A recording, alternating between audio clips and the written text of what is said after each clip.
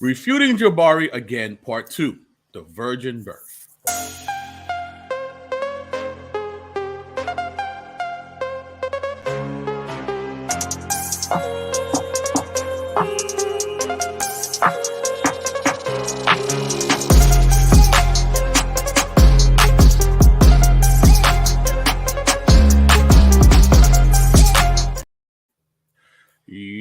What's going on, part of people, the place to be? I go by the name of the BK Apologist, transmitting all the way live. New York is the city, Brooklyn is the borough. What's good? What's popping?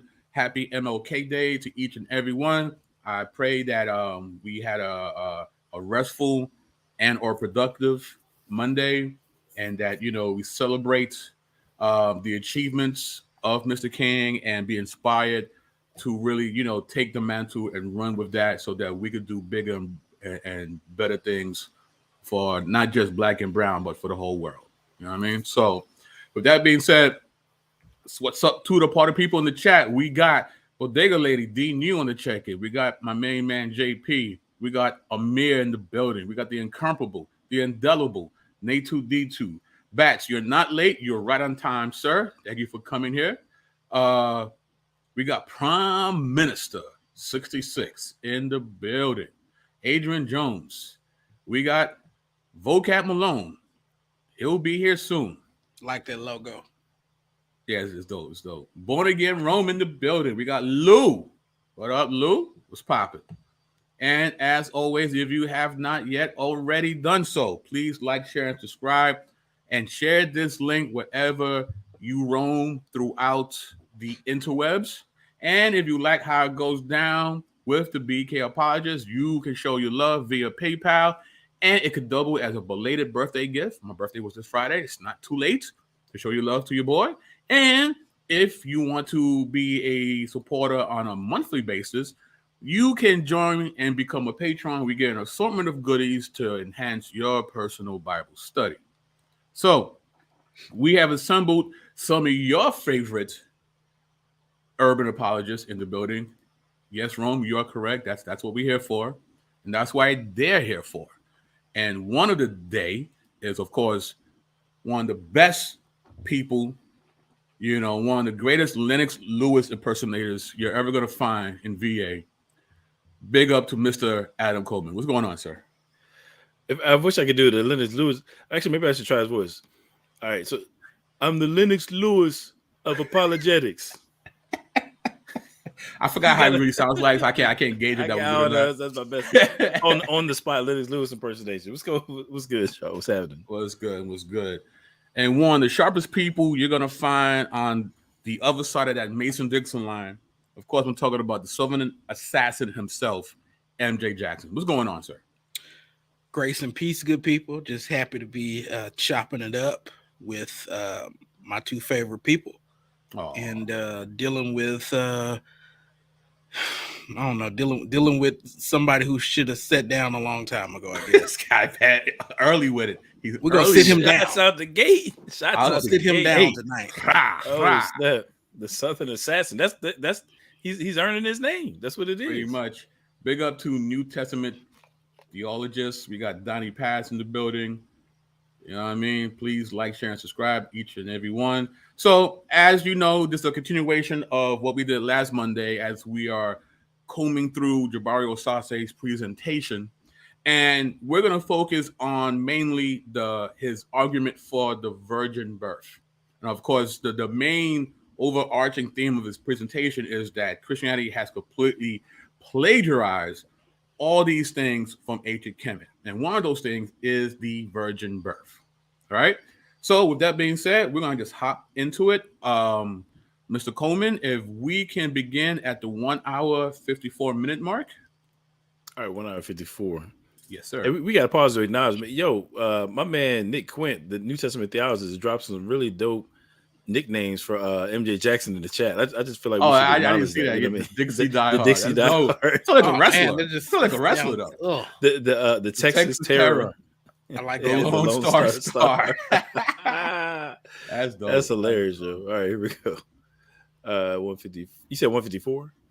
Yeah, 154. Oh, boom, on the dot. 154 on the dot. Here we go. Now that he says that those individuals are not experts, I mean, does leading an archaeological dig with the permission and adulation of the Egyptian government make you an expert? The Egyptian government thinks he's an expert. Pause. Listen, the stuff that they... I just want to say, no, digging around in the dirt does not make you an expert. Right. And you could pay the Egyptian government to go dig around in the dirt. No. If you talked about Browder and all them other folks, Henrik Clark, Ben, no, they're not experts. Continue. You know, I'm gonna just say something on that real quick because another thing you'll see throughout like the video, not just this video. I mean, I feel like he says stuff like this all the time. Is that he'll refer to whether it be Dr. Clark or I just say, you know, like Dr. Ben, for example, and Browder, who you mentioned. But like, yo, these people led tours in Kemet 150,000 times. You know what I mean? And I'm like, fam, but if you're going over to Kemet and every single time you're regurgitating the same pseudo information, you know what I'm saying? And you're regurgitating the same played out fake Ostraquazi, you know what I mean? Misinterpretations of the glyphs and so forth. Like if you're doing it every single time, that like being present in some particular place, i.e. Kemet, doesn't make you an expert. It doesn't give you some sort of credibility, just physically being somewhere. I live in Virginia. I am not an expert on the history of Virginia. You know what I'm saying? Like just being in a place doesn't make you an expert. And so it's silly. And he said something about he said the permission and adulation of the Egyptian government. I don't know where he gets adulation from. I'm not really sure. Like, I mean, are they praising, you know, Browder like that? Or they, you know, who knows? But even if so, that in and of itself, no, it doesn't make you an expert. Are you credentialed in the field? Are you publishing? Has your work been reviewed in peer-reviewed sources, you know, journals and so forth? You have a book that's been published through a major publisher. You know, there's a number of different things that you want to. I would be looking for in the expert.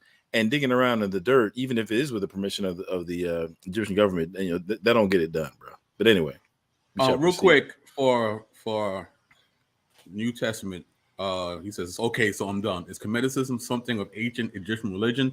Well, yeah, it's a calling back to trying to reclaim a ancestral indigenous African religion via the empire of Kemet. You know, and using Christianity as a foil, basically, to bring people back to their quote unquote real spirituality, as opposed to Christianity, which is the white man's religion somehow. So that's a very short summary there. So that's what's going on.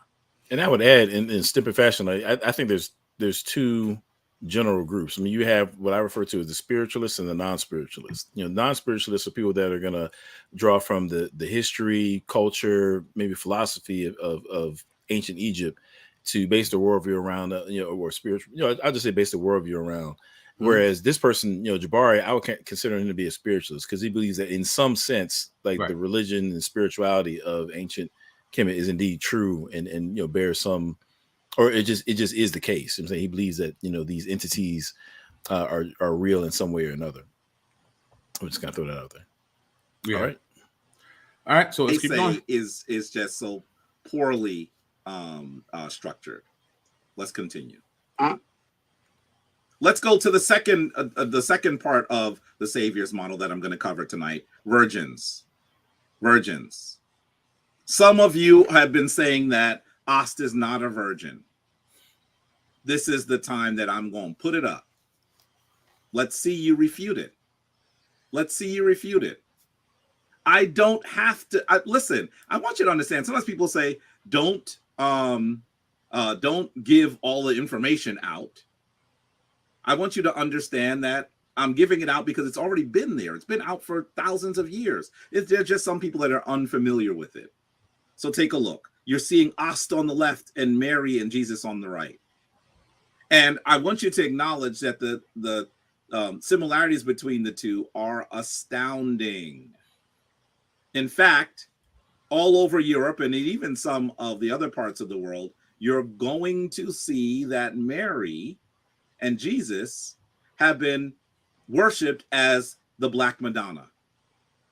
And you have to ask yourself, why? Why are there over 2,000 Black Madonnas? Most in some of the oldest churches in the Western world. Is it because they recognize that this is connected to us. You can stop it here, sir. So Jabari is asking why there's so many black Madonnas, right? Interesting question. The problem is the picture that he's showing isn't of a black Madonna. It's a Madonna, but it's not a black Madonna.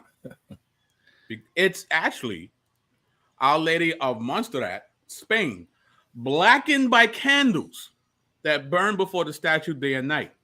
This particular image dates back to at least the 12th century. Ignatius of Loyola made an annual pilgrimage to Montserrat, as having a million or more pilgrims every year in modern times. And here's a close-up of the soot and ash that has been accumulating on the face. So it's not a black Madonna. But he's a forensic historian, though, right? Right. Look at that pointy nose. Right. And here's where it's situated at. It's not a black Madonna. But the question still remains, right? Why so many black Madonnas? Let's answer that. This is from Out of Egypt, Inventing the Black Madonna of Lepoy in Image and Text. This is published by Board of Trustees of Western Michigan University through its Medieval Institute publications and trustees of Princeton University. This is what they say. The Black Madonna has also been interpreted as a mother goddess figure connected to ancient cults of Isis, Cybele, and Artemis. In her thorough study of Black Madonnas in France, Sophie Cassini's Bouquet notes that this type is more commonly found along Gallo-Roman temple and trade routes in southern France. She argues that this pattern suggested a continuity with dark-skinned Greco-Roman goddesses. Yet the association of mother goddess iconography, my goodness, with the Black Madonna is largely a modern conceit and not a medieval one. The former similarities between ancient goddess types and enthroned Madonna sculptures are notable, but their comparable shapes should not be regarded as a finite evidence of visual or theological influence on the Marian images. Black Madonna statues must be reconsidered in their historical context as images of the Virgin whose blackness connoted their sacred Eastern rather than African origins. In turn, the Black Madonna augmented the spiritual and economic authority of the churches that served as their sanctuaries. So again, when these statues were built, it wasn't pointing towards Africa. And we get to know a little bit about how the sausage is made here, right? It's more about getting the people to come to these sanctuaries to get some money. All right? Get their bread. And get the bag. Despite the substantial scholarship on medieval concepts of race and blackness, sculptures of the Black Madonna are seldom mentioned in relationship to this literature. As a representation of the Mother of God, the Black Madonna could not be associated with sin or sacrilege. Blackness was not only a sign of antiquity, but also authenticity, as visual proof of Eastern origins, rather than any association with Africa. The blackness of the Black Madonna was a deliberate change that sought to emphasize the, quote, Oriental origins of these sculptures. Thus, Black in this context signal both sacred antiquity and Eastern province with Christian biblical history. So when they made these statues, it was about making them look as old as possible. And if it's old, then it must be sacred. And if people believe that it's old and sacred, people will come. And if people come, they're going to spend their coins. So it was a bit of a hustle, to be quite honest with you. Wow. But it had nothing to do with Africa. Your thoughts, gentlemen? Yeah, well, I got a couple of things to say. What you got, MJ? I mean, if it proves anything, it proves a little too much, and it probably doesn't prove the point that Jabari would want proven. I mean, number one, where did they think that these things originated with? Well, Far East, Oriental, Eastern, things like that. They didn't associate it with Kemet or Africa. Now, if you want to play games and say, well, that's East, no. And then, I mean, I think our brother hit the nail on the head of how these things were darkened. It was a process, you know. So once again, Jabari is playing games with his audience, banking on the fact that they're not going to go and look into this, and that they're going to accept what he says based on whatever perceived authority or whatever fake authority that Ben and Henrik and all the other cats have. Cool. I agree, man. And I was going to say too, I think is I'm just going to use the term methodology. I'm going to use it somewhat loosely here. You know what I'm saying? But I think that, and this is just kind of a tip for if anybody's, if you watch Sinetta's platform, or not just Sinetta, but anything in the conscious community, what you tend to see is an over-reliance on like pictures and visual aids, quite frankly. And I think there's a couple of reasons for that. I mean, it's attention grabbing, which is nothing necessarily wrong with that. But I think at a deeper level, I think because so many in the conscious community, their first entry point in African history was probably through, to some extent, studying Egypt. And it just so happened that with respect to Egypt specifically, we, so much of what we know about Egypt has come through, looking at the sculptures and looking at the writings on the wall. Archaeology has given us a great deal with respect to those kinds of finds in terms of being able to understand Egypt. Then what happens is you have like this kind of like sculpture focused, hard archaeology focused way of understanding history that they then apply to like every other culture and every other people group. So when he's trying to understand Christianity, he's like, okay, well, we're looking at this picture. We're looking at this sculpture. Like, okay, if you look at this sculpture over here, that looks like this Kemetic sculpture over there. Oh, look, they believe the same things. But what he's not taking into account, actually, we'll see this a little bit later. What he's not taking into account is that the primary way to understand Christian theology, practices, and so forth is to start with the text. You know what I'm saying? You got to start with start with the biblical text. And if you want to debunk Christianity, you've got to get there. You can't just look at a sculpture and try to debunk Christianity. On top of that, to your point before, I know you were joking, Alfredo, about him being a forensic historian. This is what he's referred to himself as. This is what he's expecting his audience to be. Well, as a forensic historian, you should know that you can't point to a 12th century, I almost say a 12th century, piece of art, if you will, you know what I'm saying, and try to prove something about, what Christians in the first century supposedly stole from Kemet. I'm saying if you can't do that, if you're not going to go back to the text and say, okay, well, this 12th century, sculpture is an outworking of this specific teaching from the New Testament. I'm saying if you can't show that kind of a link, then I don't care how many sculptures you throw up. You're saying you 12 centuries too late, my dude. You know what I'm saying? You got to get back. What did the first century Christians believe? And the best way to find out what they believe is to go to the documents of the first century, i.e. the New Testament. And then you got to go even further and be like, okay, well, why did these first century believers, take this or that position? What were they drawing from the Old Testament to derive that? So you got to do that hard exegetical work. You can't just take an easy, cheap shot route of, just cherry picking sculptures and statues from out, throughout all of Christian history. You know what I'm saying? That's not forensic history. That's not good scholarship. And I just wish, man, I just wish that his audience weren't just like duped by stuff like that. You know what I mean? I wish that there were people in the audience, and I'm not saying that there aren't, I know we got to move on, but I'm gonna just say, I'm gonna even give a shout out to Garfield, who Jabari was supposed to be debating. I'm gonna give a shout out to Brother Ankh in the conscious community, because as much as I disagree with him, Brother Ankh, he described himself as being an atheist. As much as I disagree with his worldview, as much as I couldn't find myself in the position that Garfield does, being an agnostic, I don't think that's a rational place to be. At the end of the day, they are trying to elevate the conscious community to a higher level than the kind of pseudo scholarship that Jabari keeps force feeding the community. You know what I mean? Like, Jabari really is, in terms of his scholarship, I respect him as a human being. I think he carries himself very well, you know what I'm saying, in a very dignified manner. Those are things I respect about him. But with respect to his scholarship, it's garbage. Yes. And I think that we owe the Black community more than that. And it's really just sad that somebody like Jabari can continue to peddle this kind of stuff and kind of dumb down the community, to be honest. And continue, he does. For example, Adam, if you can go to the 1 hour 59-minute mark, please. Yeah, Is okay. that what clear that the thing that had to Russia, Germany, France?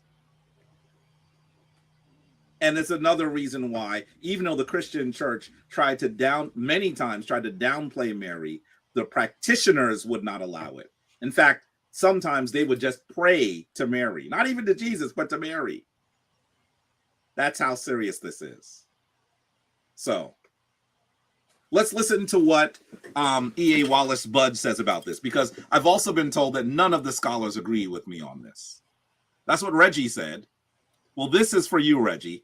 This is what E.A. Wallace Budge says. He says, among the various people by whom Isis is venerated must be mentioned those of Syria, who identified her with certain of their local goddesses, and it is clear that the early Christians bestowed some of her attributes upon the Virgin Mary. There is little doubt that in her character of the loving and protecting mother, she appealed strongly to the imagination of all the Eastern peoples among whom her cult came, and that the pictures and sculptures wherein she is represented in the act of suckling her child Horus formed the foundation for the Christian figures and paintings of the Madonna and child. Several of the incidents in the wanderings of the Virgin with the child in Egypt are recorded in the apocryphal Gospels, reflect scenes in the life of Isis as described in the text found on the Metternich stele. More on that today. And many of the attributes of Isis, the godmother, the mother of Horus, and of Neith, the goddess of Saith, are identical with those of Mary and the mother of Christ. This is from The Gods of Egypt, printed 1969 by E.A. Wallace Budge. You can stop it there. There are many, many. So remember, he says that Budge agrees with him. Please keep that in mind. And of course, we got to say what's up to a panelist that just stepped into the room. We got Mr. Vocab Malone in the building. What's going on, sir? Glad to be here. What's up, y'all? Good to see you. Vocab Malate. Who? The Vocab Tom Malate. No, but he told us why he's gonna be late, so he wasn't. Slow cab Malate. Wow. The reason is I'm just so afraid of Jabari. Like everyone in the conscious community is saying right now, Yeah, pretty much. Right. So he mentions, right, the god of the Egyptians or studies in Egyptian mythology, right? You already know the drill. I too have this book. I do. Right. And so let's read a little bit of what he just shared. It says, among the various peoples by whom Isis is venerated must be mentioned those of Syria who identified with her on certain of their local goddesses, and it's clear that early Christians bestowed some of their attributes upon the Virgin Mary. There is little doubt in her character of the loving and protecting mother. She appealed strongly to the imagination of all the Eastern peoples among whom her cult came, and that the pictures and sculptures wherein she is represented in the act of suckling her child Horus formed the foundation of the Christian figures and paintings of the Madonna and child. Several of the incidents of the wanderings of the Virgin with the child in Egypt was recorded in the apocryphal Gospels, reflect scenes in the life of Isis as described in the text found on the Metternich stela, and many of the attributes of Isis, the godmother, the mother of Horus, and of Lee, the goddess of Sais, are identical with those of Mary, the mother of Christ. So Budge is making this connection via the apocryphal Gospels. Now, panelists and people in the chat, are the apocryphal Gospels the Gospels we find in the Bible? No.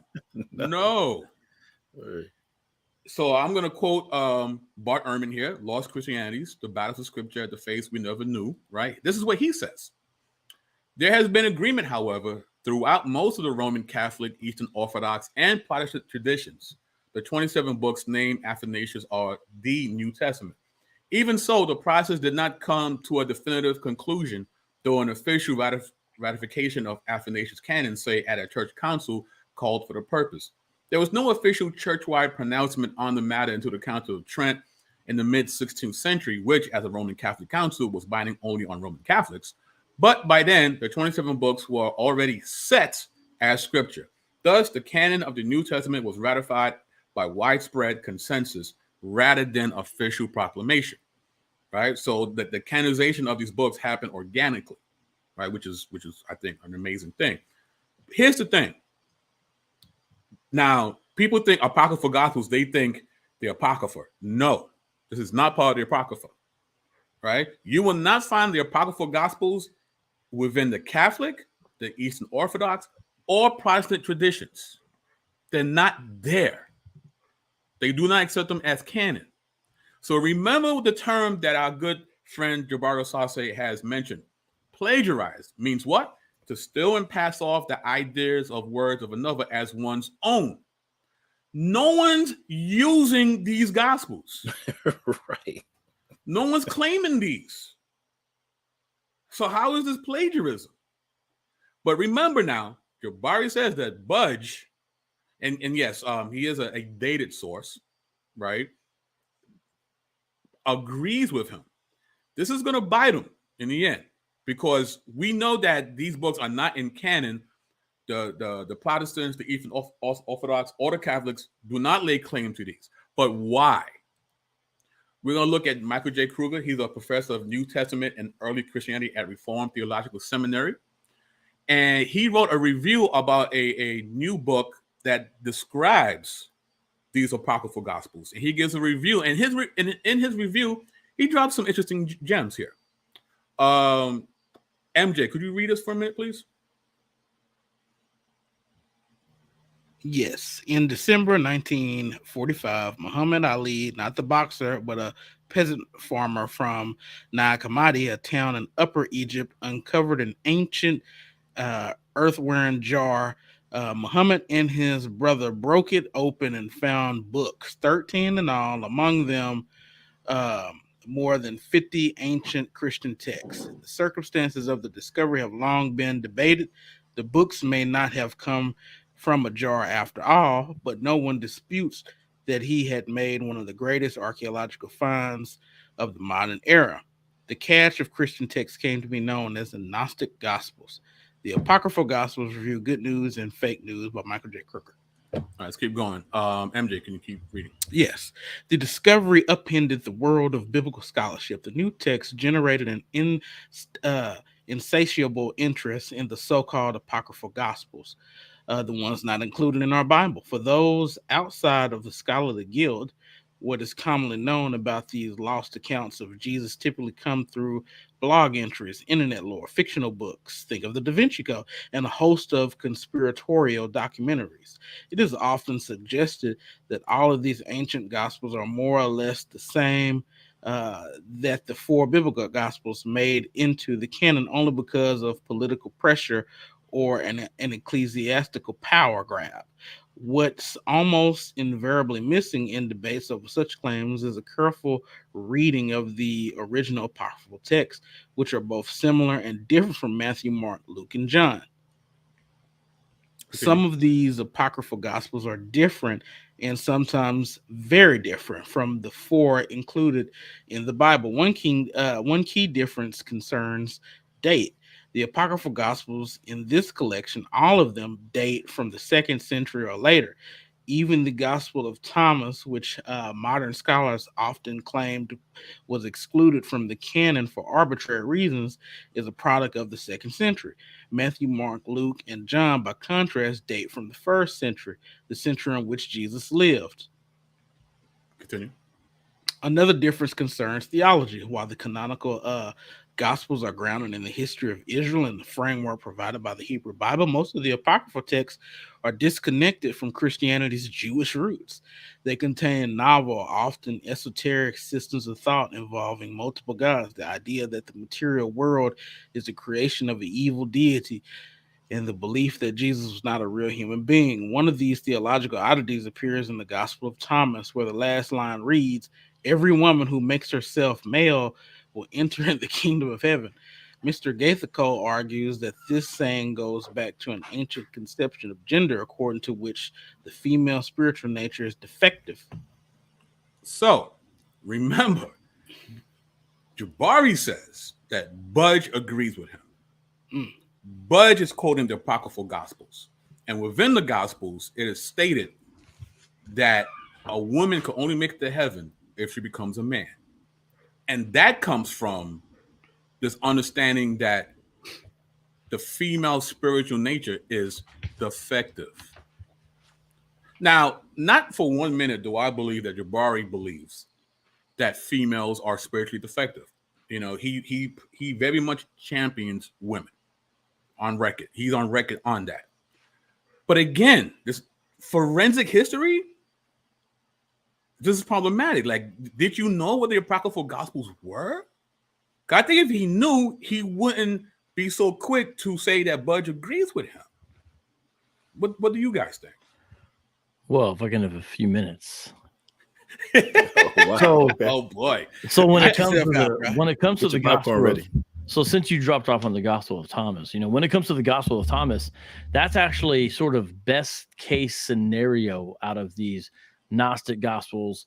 It's a little, I think, problematic to call them apocryphal Gospels because then people do confuse it with the Apocrypha, Right. and it's not clear which ones you mean when you say apocryphal. So what exactly he's talking about? Not only that, since Budge wrote, we've discovered the Gospel of Judas, the secrets of Judas. This is translation here by James Robinson, who's a scholar in this area. And in fact, he has translated specifically what's called the Nag Hammadi Library. That's a more technical name instead of Gnostic Gospels. Let me just read a part here. This is from the Hypostasis of the Archons.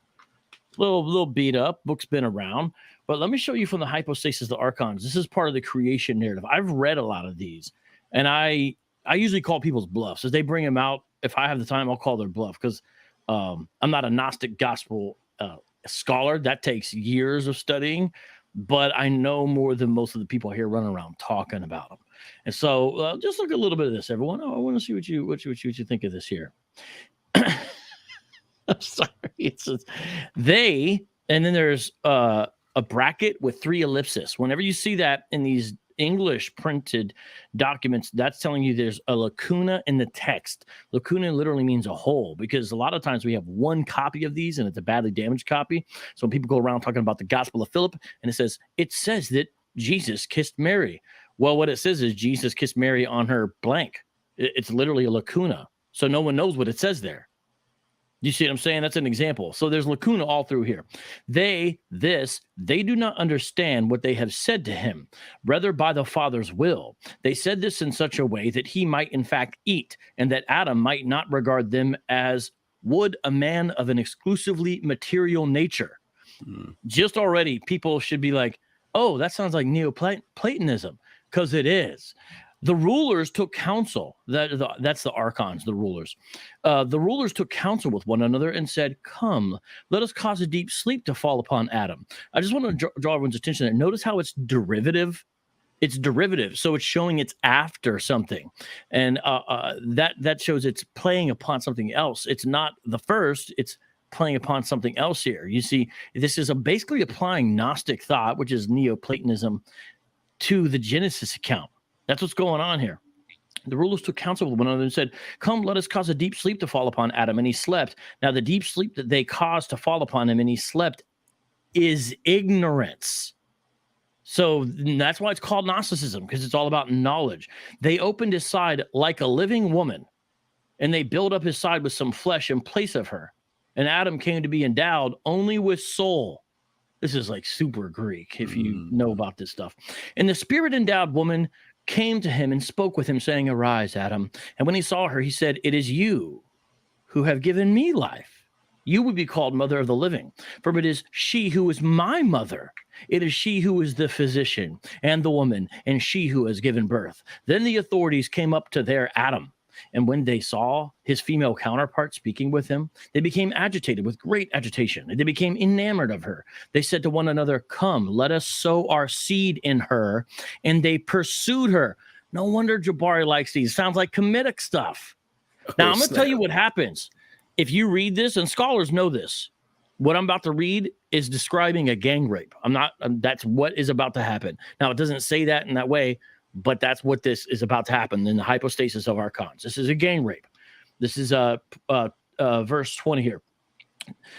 Come, let us sow our seed in her. And they pursued her, and she laughed at them for their witlessness and their blindness.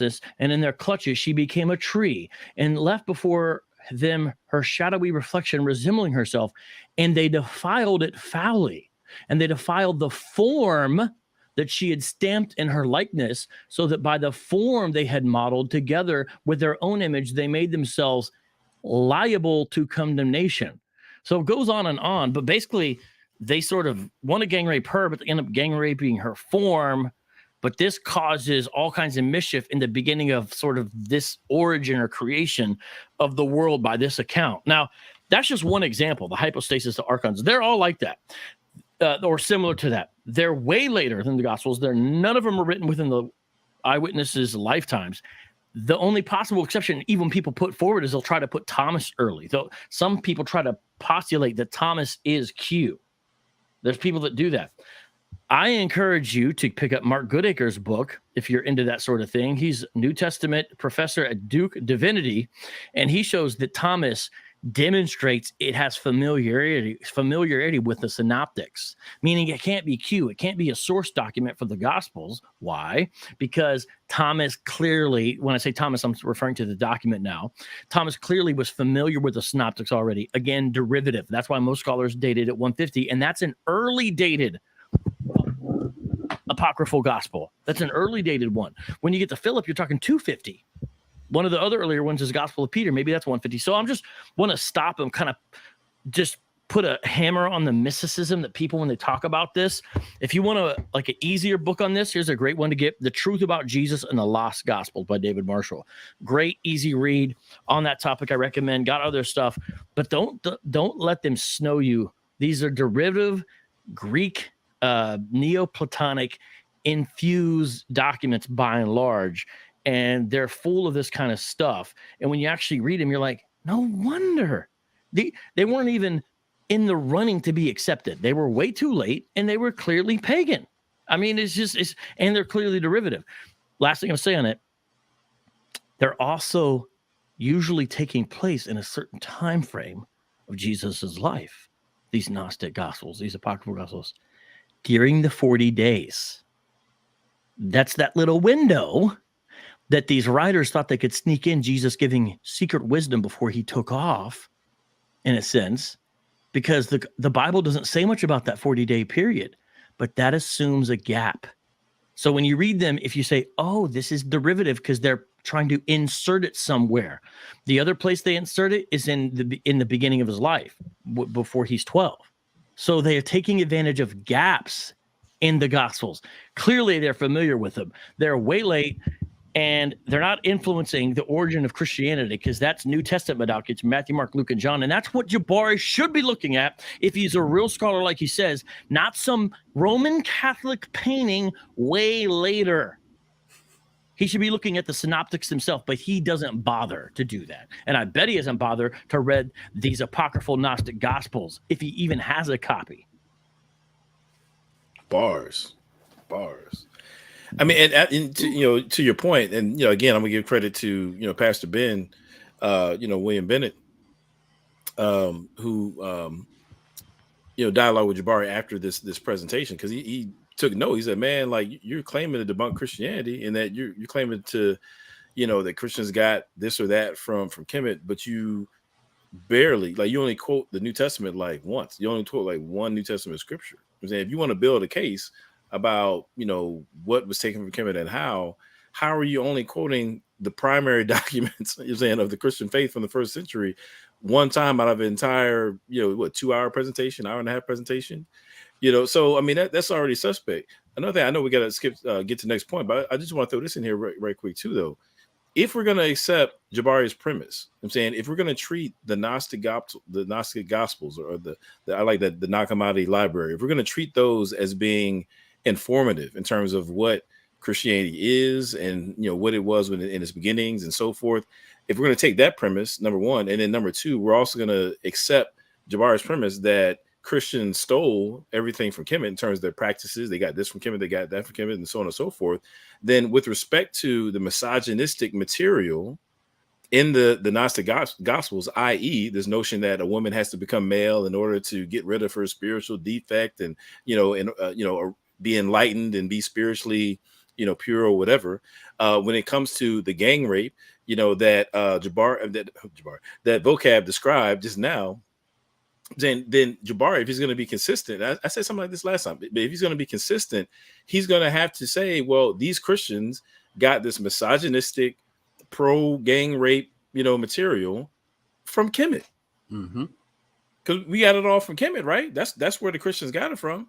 You can't just cherry pick and choose. If you're going to be consistent, he's got to accept that somehow this misogynistic, these misogynistic beliefs and pro rape, culture, or whatever you want to call it, was part of Kemet, and Christians took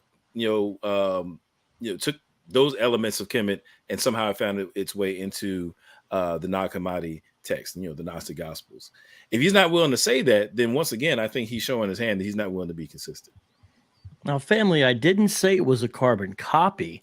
Perhaps some of the pre-existing prejudices were also present. What do you think? They just automatically dropped all elements of their worldview? No, that is clearly not from Kemet, as I said before. Right. Actually, I'm glad you did that, because if he did say something like that, then I would put his feet to the fire and say, well, how do you can't draw an arbitrary line between, okay, well, this is from Kemet and that's not. You got to give me some argument as to where you're stopping off point is. Why are you accepting this set of beliefs that supposedly came from Kemet, but you're going to say that these over here didn't? You know what I'm saying? Like, you got to give it some argument. You can't just fluff it over. But yeah, that's a good Jabari impression. Yeah, what's your limiting principle to be able to discern that? Right. Other than just throwing it out there to try to cover your CYA, Well, I'm gonna tell you what the limited. I'm gonna tell you what it is right now, and I'm gonna be straight up. What's happening is you have an unfortunate number of people in the Black community who have made identity an idol, and in their pursuit of idolatry of self with respect to identity, the limiting principle on things like that is whatever makes me feel good about myself and what I believe my heritage to be. That's what it is. Whatever makes Kemet look as great, squeaky clean as possible, and anything that doesn't make it look great, I'm going to push it to the side. That's the limiting principle. It's not based on fact. It's not based on rigorous critical thinking. It's based upon emotions and a desire to serve oneself in terms of ethnic identity, idolatry. Bars. And with that, let's keep it moving. Adam, I need you to go to the 2 hour and 3 minute mark, please. Scholars. Let's continue.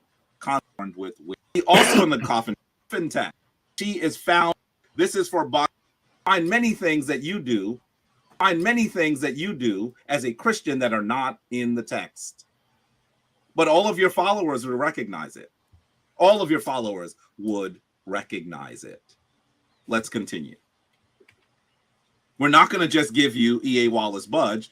This is a recent book. This is in Osiris, Death and Afterlife of a God, 2005, by Bojana Mostroff, page 113. By the way, Garfield, I think he uses the cover of the book in one of his videos, but I don't know if he read it. Here's the book. Excuse me, Brother Jabari, how much more time you got to take questions? I know you got to get out. Quite a bit more. I'm not close. I've been going.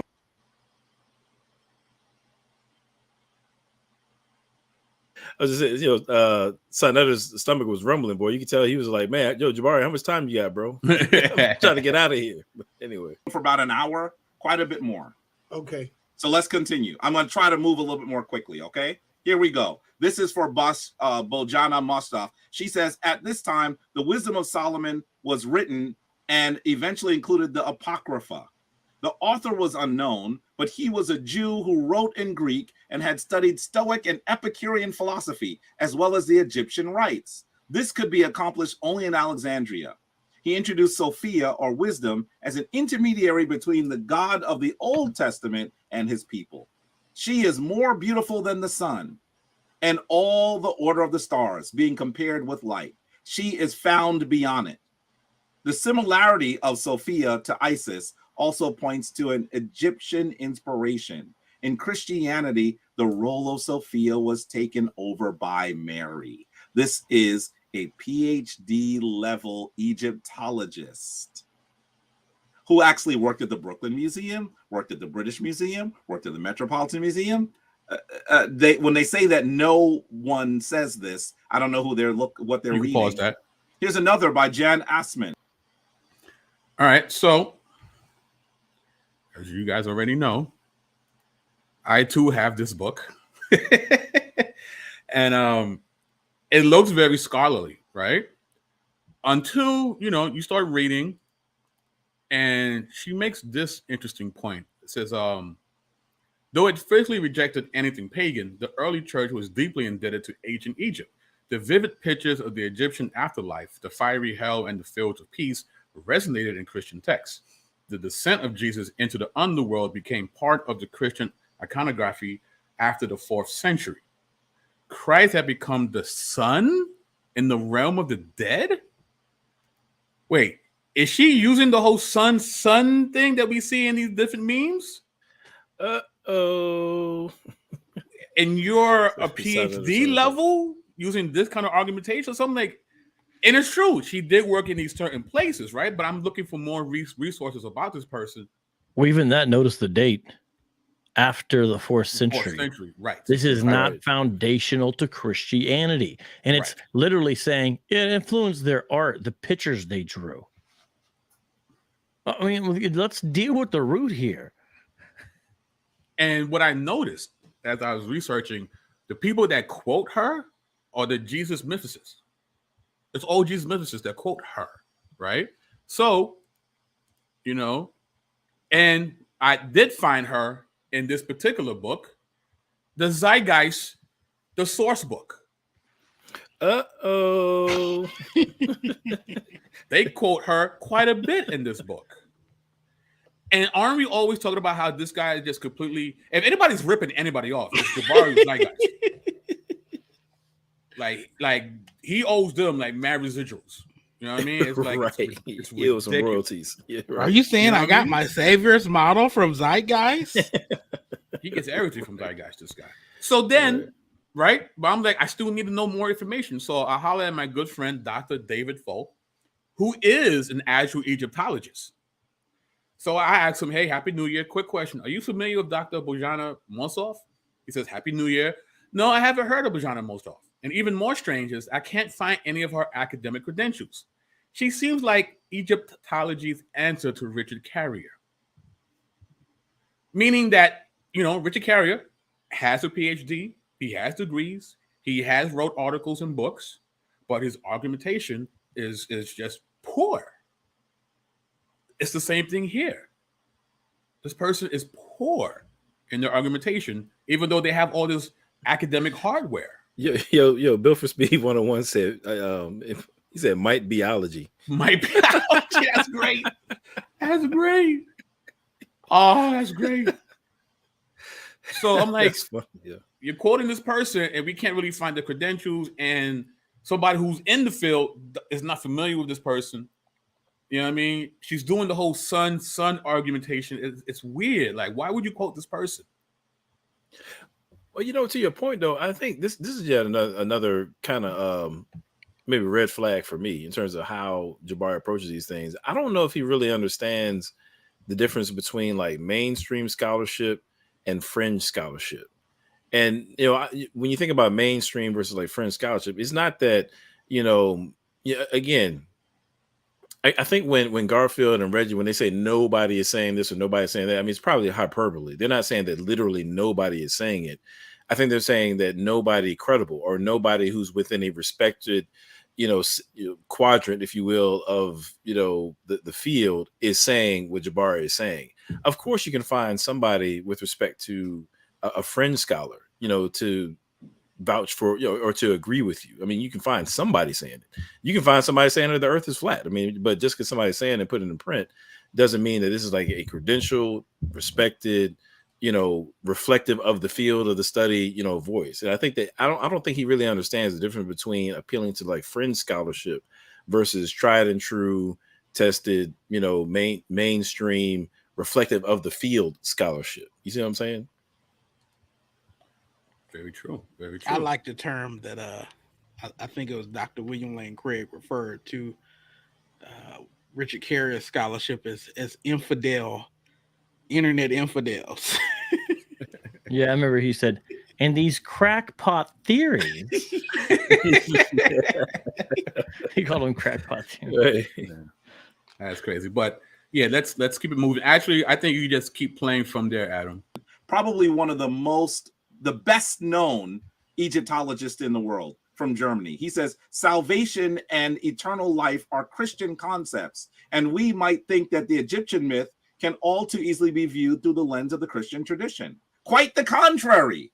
In my opinion, Christian myth is itself thoroughly stamped by Egyptian tradition, by the myth of Isis and Osiris, from which the beginning had to do with salvation and eternal life. I'm telling you that there are many scholars that I'm not even read this last one. This is all right. So here's another scholar, right? Jan Assmann. We're familiar with this man. He says there's also a direct connection, right? And say it with me. I too have this book. I too have this book. But I don't know if Jan reads his own book, because he said there's a direct connection. Everything, right? It's direct connection. But when you read the paragraph before the paragraph that Jabari quoted, he says this. Vocab, could you read this for us? Yes. But Isis's womanly grief was directed squarely at Osiris. Crossing the boundary of death, Orpheus's masculine grief constituted the enormous exception that overturned the established order of things. Isis's feminine grief did not infringe upon the order of things, but rather restored it. Her love did not fetch Osiris back from the netherworld, but it made it possible for him to come back to life there. What was important was for Isis to go to the netherworld and remain there. Only thus, in the realm of death, could he become the center of a sphere of eternal life that held out the promise of salvation from the realm of death and the promise of eternal life for every deceased person who followed him. So, according to Mr. Assmann, was Osiris able to come back to Earth as a real human being? No. Chilling in underground. Chilling. He's an underground rapper. He's a backpacker. Yeah, never makes it to the top 10. This guy, all right. But he says there's a direct connection between Christianity. I'm like, but Christianity doesn't teach this. Jesus comes back, and I can tell you one thing for sure is Jesus never let his corpse be defiled by his sister's wife falcon form with his reconstructed male member. And we'll be talking more. Am I missing? Isn't that what happened? Yes. Am I missing something? You know, because the author there just says the love or whatever, right? I don't know if you guys saw that. Said the love, but I'm like thinking, well, I know the story. You know, they're saying love, but it was really like, incestual bestiality, necrophilia. All right. You know, just it's weird to call incestual bestiality and necrophilia love, because that's what it really was all about. I'm glad to see you guys join the show. Hey, everyone, give it up for BK Apologist. I encourage you to subscribe to his channel. I'm glad he could join us today. And also, Adam Coleman is here. And shout out to Adam Coleman. Check out his stuff at True ID. MJ and me are just holding it down here. But we're glad. Funny. I'm back. I don't know what happened, bro. That's crazy. Glad to have you guys with us. Appreciate you being here tonight. Thank you. Thank you very much. It's funny. Vocab. Yeah, go ahead, bro. Yeah. I don't know if did I cut somebody off midpoint? Cause I had somewhere else kind of related that I wanted to go, but cut yourself off. Right. I know, right? I straight dipped out. Well, just real quick. So again, I guess it's another methodology piece that I have problem with, or that I take issue with respect to Jabari. When you think about just the parallels that he's trying to draw, right? You're dealing with, the biblical narrative, and actually not even that, because he's bringing in Gnostic Gospels and whatever, but some element of the biblical narrative that he's trying to, draw parallels between that and Kemet. But when on the Kemetic side, where he's drawing from, he's really canvassing like several millennia of different beliefs. You know what I'm saying? Some of which changed drastically over time. You know what I mean? So you have these, what he referred to as like archetypes, of Osiris. And then there are times in Kemet's history where, say, Horus, for example, or Haru, he's, characterized a certain way, but then sometimes he's kind of meshed with Osiris in a different way. And, like these views, even within Kemet, changed over time. But what Jabari is doing, he's canvassing like the entirety of ancient Kemet and just cherry picking from all over the place and just throwing something at the wall to see what's going to stick to this biblical narrative to draw a parallel with. I mean, that's really bad scholarship. Right. You know what I'm saying? Aside from that, when you think about it, his whole point here is he's trying to draw this connection between the virgin supposedly, Set, and then Mary, Isis and Mary. But I just want to make a clear point here that when you think about it, in terms of Kemet's mythology, right? Isis and Osiris, these are divine beings, right? These are beings whose origins are from like celestial. It's supposed to be like it's a god and a goddess. That's what we're dealing with here. You know what I mean? And even if for some reason, if somehow in some of the narratives they're depicted in more anthropomorphic ways, or even if you want to say they're depicted as being human-like or human, regardless, in terms of their origin story, you know what I mean? And in terms of the essence of those characters, they are divinities, right? That can't be said for Mary. You know what I'm saying? Like that can't be said for Mary at all. I mean, at no point in time has Mary ever been a divinity. You know what I'm saying? Even for my Catholic brothers and sisters, you know what I'm saying? Whatever. They're not gonna. They're in no way is Mary a divinity in the same sense that Isis would be. You know what I'm saying? That's not even a comparison. So when they're not gonna make her the fourth member of the Trinity. In fact, they didn't even vote to bestow upon her officially a popular title that some of the laity use, which is co-redemptrix. But Rome has officially stayed away from using that as like an official title of her. Now, to me, that's all problematic to even like that. But to your point, I agree. They're not doing that. Right. Right. Mary's a human being, right? So the whole crux of why it's miraculous that she had a child without copulation is the fact that she God empowered her to do so. There was no sexual interaction between two beings. I'm saying that's not what this is. You have a supernatural interacting with the natural, i.e. Mary, the person, to bring forth, Jesus. Whereas when it comes to, Osiris and Isis, regardless of how you slice it, either you got two divine beings having sex with one another, or you have one divine being who is, having sex with, or in some way copulating with a human-like semi-divine being. You know what I'm saying? In either case, when he's trying to draw these similarities, these are two distinctly different types of entities. Mary is a human being. Full stop. Isis is not a human being. Full stop. She's a divinity, and so is Osiris' partner. So all these things start to fall apart when you get beyond these very thin similarities and start looking at the differences between the two narratives. Now, MJ, we just read the passage before the quote that Jabari had.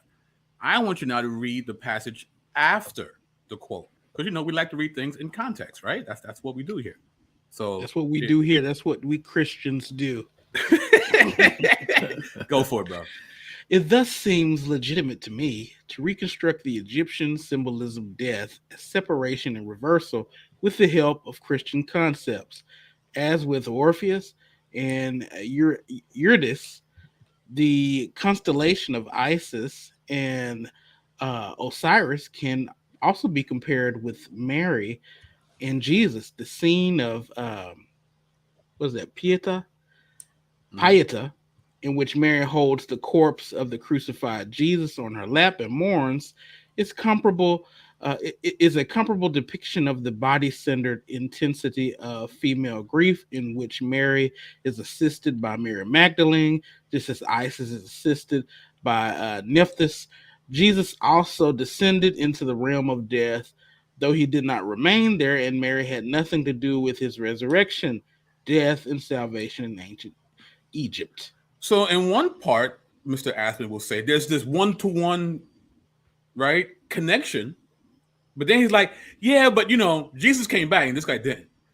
Therefore, there isn't a one-to-one connection, Mr. Assmann. In the most crucial part of the narrative, right? You know what I mean? I'm like, I don't understand that. And yes, he's a scholar, but this is contradiction of what he was saying in that particular passage that Jabari quotes from.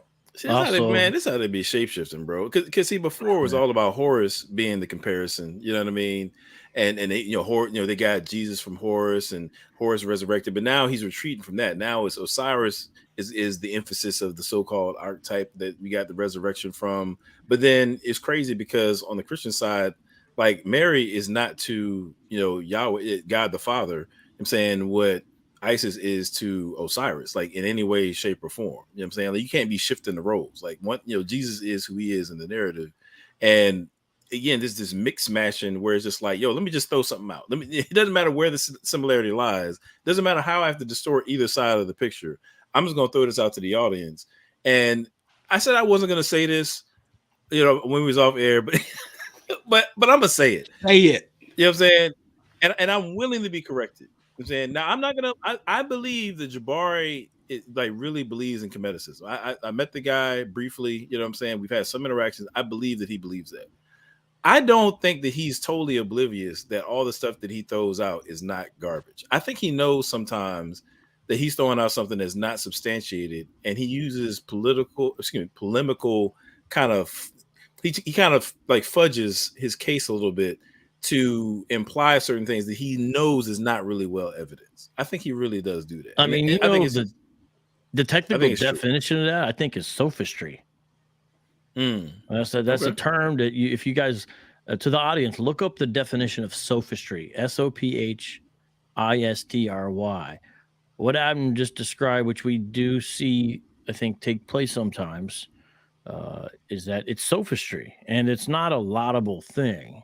It's not a laudable thing, Yeah, either he's really mistaken on some stuff, or Jabari be lying, bro. I'm just saying, it's one or the other to me. I could be wrong, he could be mistaken, and I'm not going to go further than that because I'm on BK Pause's channel. Thank you, but sir. I'm just saying, either he's really wrong, or this man be lying. I don't know. I'm just saying. Well, because he puts himself in such a high pedestal. He's a historian. He's a scholar. He's a Hermetic high priest. So when you put yourself there, the level of charitability becomes less. You know what I mean? Because you're such an amazing authority. Of course, we can't give you as much grace as someone who's a novice. And I'm glad you said that, because let me clarify. I like Jabari. You know what I'm saying? I think he's a fun guy to watch. You know what I'm saying? Like he's always been cordial to me. I don't have any beef with him whatsoever. So this is not. I'm not saying it's on a personal level. You know what I'm saying? But when you say you're a historian, forensic historian, right? When you spend a whole sections of podcasts and live streams explaining to people why you're an expert, and you're an expert on history, you're an expert, Christianity, you really, really know it according to you. When you put yourself on that pedestal, then you remove ignorance as a possible explanation for why you put out such misinformation. I can't appeal to ignorance because you said that you're an expert. So now the only thing I'm really left with that I can tell is deception. You've painted yourself in that corner. You know what I mean? So either you've got to come back off of this expert stuff and just acknowledge the fact that you don't know what you say that you know, or you got to wear that, bro. You got to do this is one or the other, man. So it's nothing personal. I like Jabari. I'm just saying. No, I agree. And with that, let's continue. I just did my best MJ Jackson impression. That was pretty good. You was great. That's pretty good. All right. Just let I start over when I got kicked out. So okay. So go to I need you to go to the 2 hour and 4 minute mark. All right. Yeah. I had to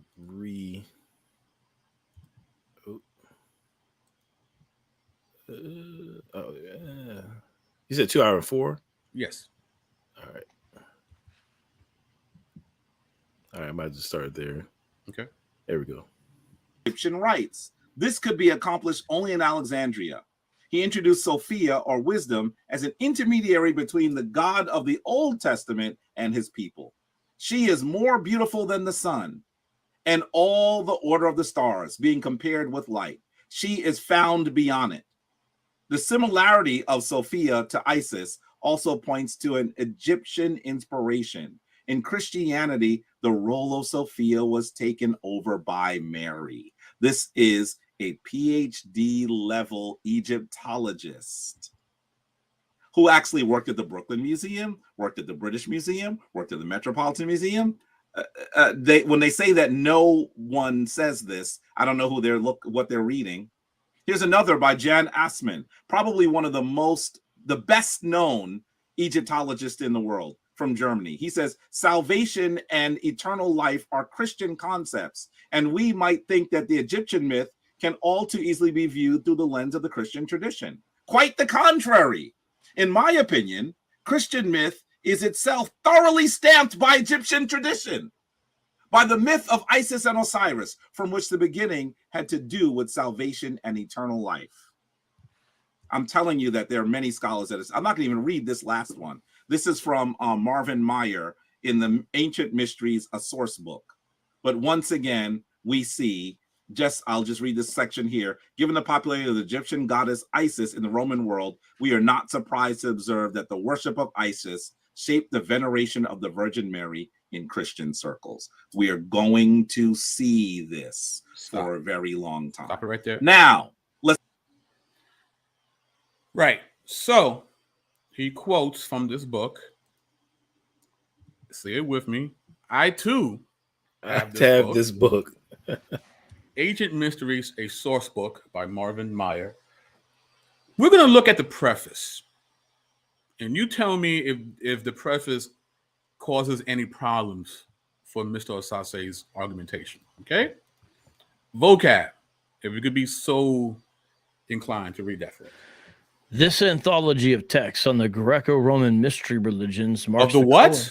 Of the what? Greco-Roman mystery religions. Oh, okay. Continue. This anthology of texts on the Greco-Roman mystery religions marks a coalescence of two interests. For a number of years, I have felt the need for a single volume that would include a substantial selection of texts on the ancient mysteries. Such a volume might be employed in the classroom or used for private study, but prior to the present anthology, no such volume has been available. For several years, I also have considered publishing a translation of a fascinating yet neglected inscription from ancient Greece, the Rule of the Andanean Mysteries. The present book is meant to bring these two interests to expression.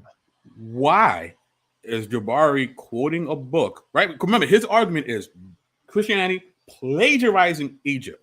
Why is he quoting an anthology of texts dealing with Greco-Roman mystery religion?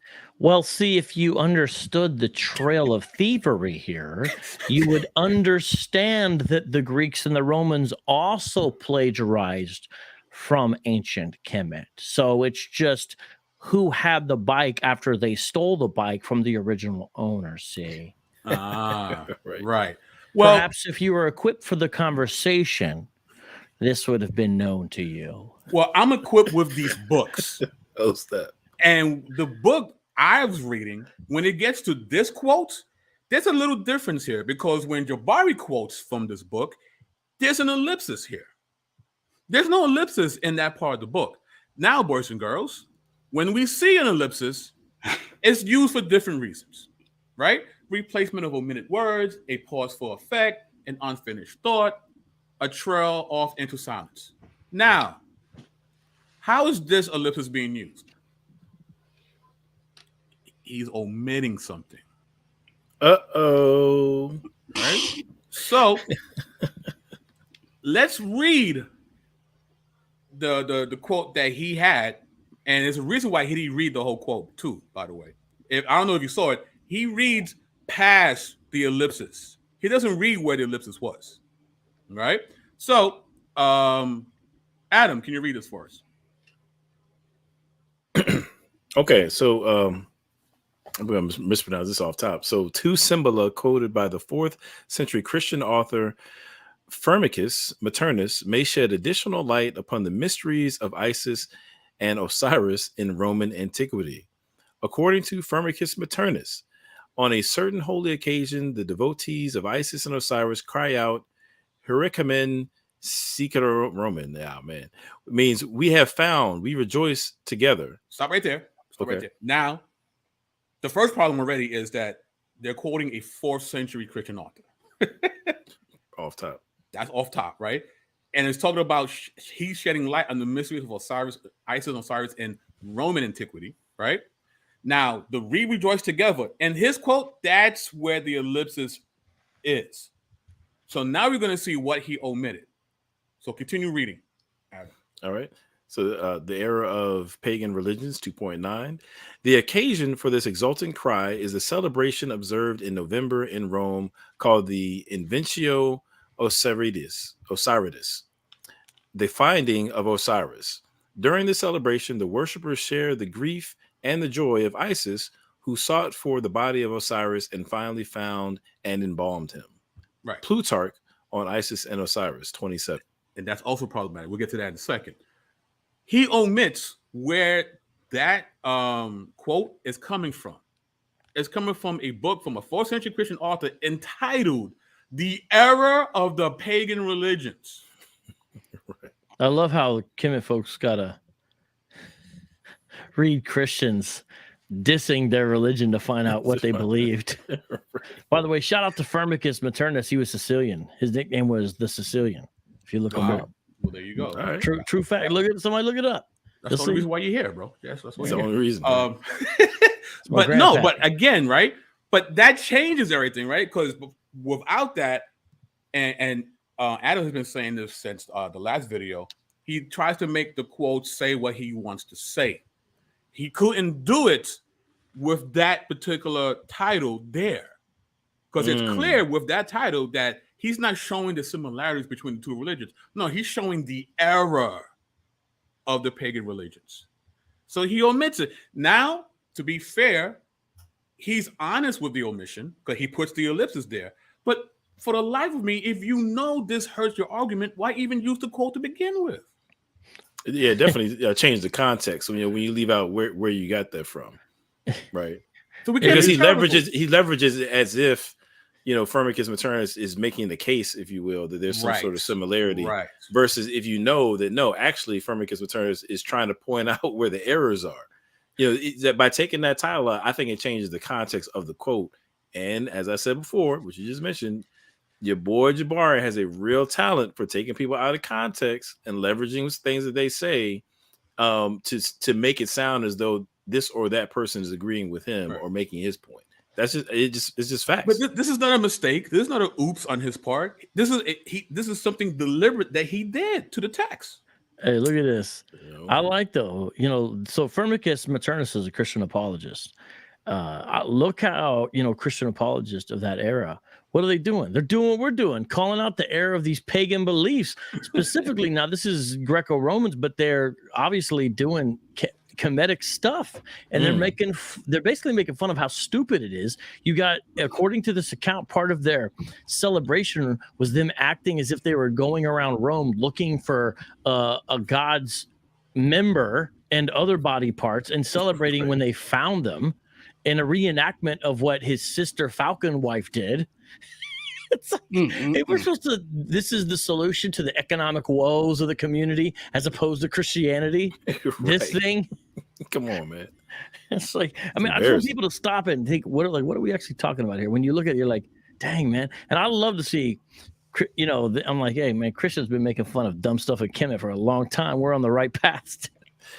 Yo, Vocab's gonna do a whole video on Firmicus Maternus now. It's gonna be he's gonna do a whole during series. Kind American month. Look out for it. Look out for it. Right. But to the point, man. I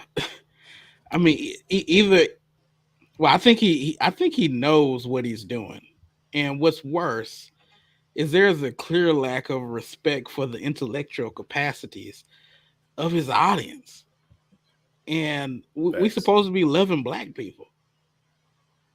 Do you really love black people? I'm asking a serious question because this is just mad disrespectful. To even approach our community with garbage like this. And then that's a real question. Oh, yeah, okay. bro. Yeah. Well, no, that's a real question. I mean, like people say, like I've said on my channel several times, is that you can't build a strong community on a foundation of weak ideas.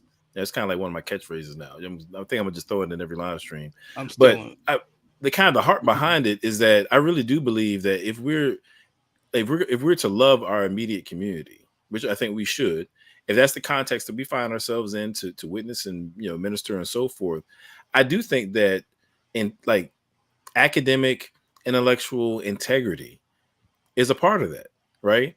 I do think that by elevating the discourse in our community, I think we are doing a service to the community. So I think it's a serious question that the MJ is asking. I think if you're a guy like Jabari who continues to peddle just misinformation and just tired, old, bad arguments, and are doing so in a way that you got a lot of sleight of hand going on here. I'm saying, like, with quotes like these, then can you really say that you're loving the community? I don't think you can. I don't think you can be this. Well, I don't think that you can be intellectually dishonest and be in his position to love the community. And if that's the case for him, then I think he needs to really look in the mirror. If that's the case, So right then, this 4th century apologist, the thing that he's correcting is a celebration that's been described by Plutarch. Now, if you've been following my channel last year, me and MJ, we've been taking some deep dives into these different ideologies, and we've been finding a lot of white people creeping. A lot of white people. I mean, Plutarch is one of them. Everyone he cited here today, to my knowledge, is white. Even Jabari, I'm saying. I'm just saying, because he gets on other people about that. But right. If he put a little picture beside of all of them, like he tried with other people, Right. Yeah, it's all white sources. True. We've talked about how people like Jabari and many within the conscious community actually get their argumentation and understanding of Egypt from people like Plutarch.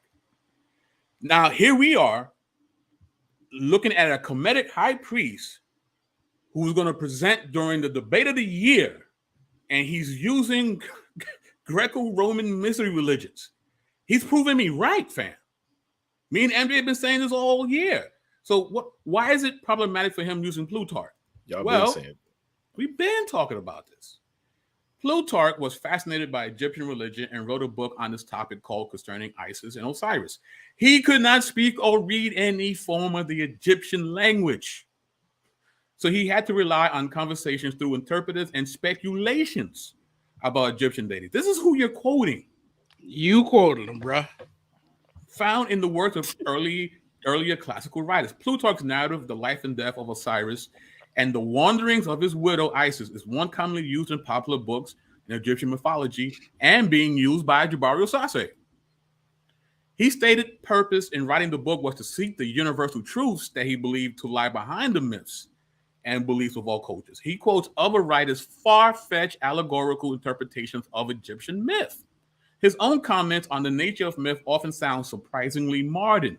He did not believe that myths describe events that had actually happened. This is from the Handbook of Egyptian Mythology, Gwendolyn Pinch. This is from D. Scott, the Journal of Hellenistic Studies, volume 29. It says here, Plutarch, along with other Greek and Romans, naturally thought this Alexandrian cult to be the real and true Egyptian one. His treatise on Isis and Osiris shows how deeply interested he was in the whole subject, but he never got far enough to see that the cult of Alexandria had diverged very considerably from the old native beliefs. He naturally looked at the Egyptian religion through the medium of Alexandrian ideas. To him, the native religion certainly contained the pure ore, but the pure ore was covered by layers of accretions and superstitions, which barriers of race and language prevented him from penetrating. Wherefore, it was only fit for the uneducated and vulgar. The Alexandrians alone held the key to the true Egyptian faith. This was, of course, a total inversion of the facts.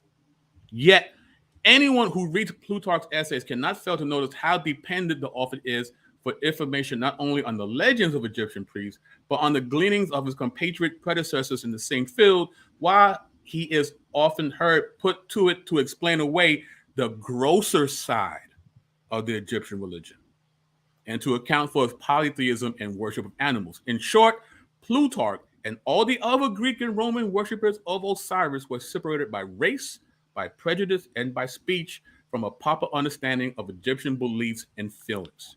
You can't steal something when you don't know where it is. Right. Or, hell, can we just acknowledge the fact that Jabari is basing it seems to be a significant portion of his worldview and his arguments, at least for his worldview, on a dude who was probably a racist and believed that the native Egyptians were so base and vulgar that they needed these Greco-Roman additions and elevations of their native religion in order for it to even be worthwhile. This is the guy that Jabari is relying on, yo. If that's not white supremacy, I don't know what is. Yo, Jabari is this cat is rocking with an ancient white supremacist. You know what I mean? Who can't read the glyphs. He's rocking with at least as far as the hieroglyphs in an illiterate David Duke. You know what I mean? Or who's a recent racist now? Like I don't know.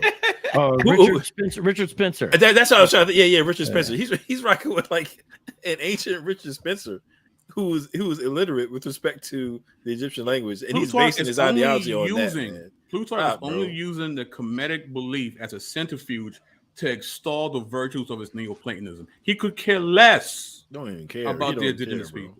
In fact, let me continue. Hold on. Yeah, it says here that this gulf was to a certain extent bridged is proved by the great vogue of the Isaac cult among Greeks and Romans, which seems to have drawn to it many of the noblest spirits of the time.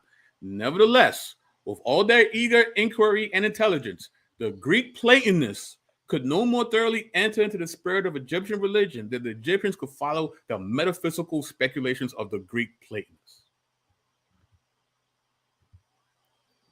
They were guessing. This is speculative Greco-Roman fan fiction of ancient Kemet, and this is who Jabari is quoting. And I've been saying all of last year, this is what they do, and he's proving me right. He's doing with it. Jabari is doing with his ideological father, John Henry Clark, is doing. John Henry Clark told y'all that he based his ideas and drew from 19th century white, I don't know if you refer to them as scholars or not, but like, Blavatsky and so on and so forth. I got a whole video on my channel. He said neglected scholars. Neglected scholars. Thank you. John Henry radical Clark. Radical white scholars. John Henry Clark told y'all that's where he got. He told you he got his information from the white man. Now, obviously, we don't have a problem. If something's true, I don't care where it comes from. You know what I'm saying? But with respect to how they argue, there's, he just, even in this presentation, Jabari made a whole case about how Garfield was supposed to get his information from white people and Christians, and that was problematic. You know what I mean? At least that's what he implied.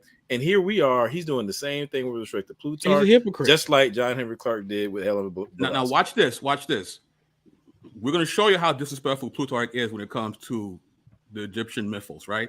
Now, his telling of the story of Isis and Osiris is the most complete iteration of the story we have. Okay?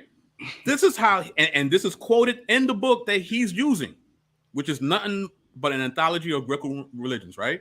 This is how he starts the story of Isis and Osiris. I'm just going to read the first line. Here follows the story related in the briefest possible words, with the omission of everything that's merely unprofitable and superfluous. That's how he starts the story. Right. Yeah, I'm going to tell you what, story, but I'm going to throw away the stuff I don't really like. It's unprofitable and superfluous. I'm saying that's the part he's going to he omitted everything. Man, come on. Bro, if that's not white supremacy, I don't know what it is, bro. So in other words, if Jabari is trying to reclaim the essence of what Kemetis believe, but if we could like somehow you get in the DeLorean and bring Plutarch to the modern day, you know what I mean, and just have Jabari kind of make his case to what they rock with. I mean, Plutarch would be like, dog, I don't even bang with y'all like that. I was just using this for my own purpose. I don't even bang with Kemet like that, B. That's wild, Joe. That's wild. And his way gets, you think it's bad now.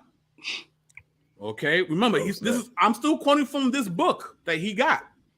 All right, so they extensively quote from Plutarch in his story of Isis and Osiris. Real quick, I dropped a link for the Firmicus Maternus archive PDF in the chat. I don't know if it showed up in the chat, so I'll put it in the private chat if you guys can share it. I'm gonna rejoin you in the car.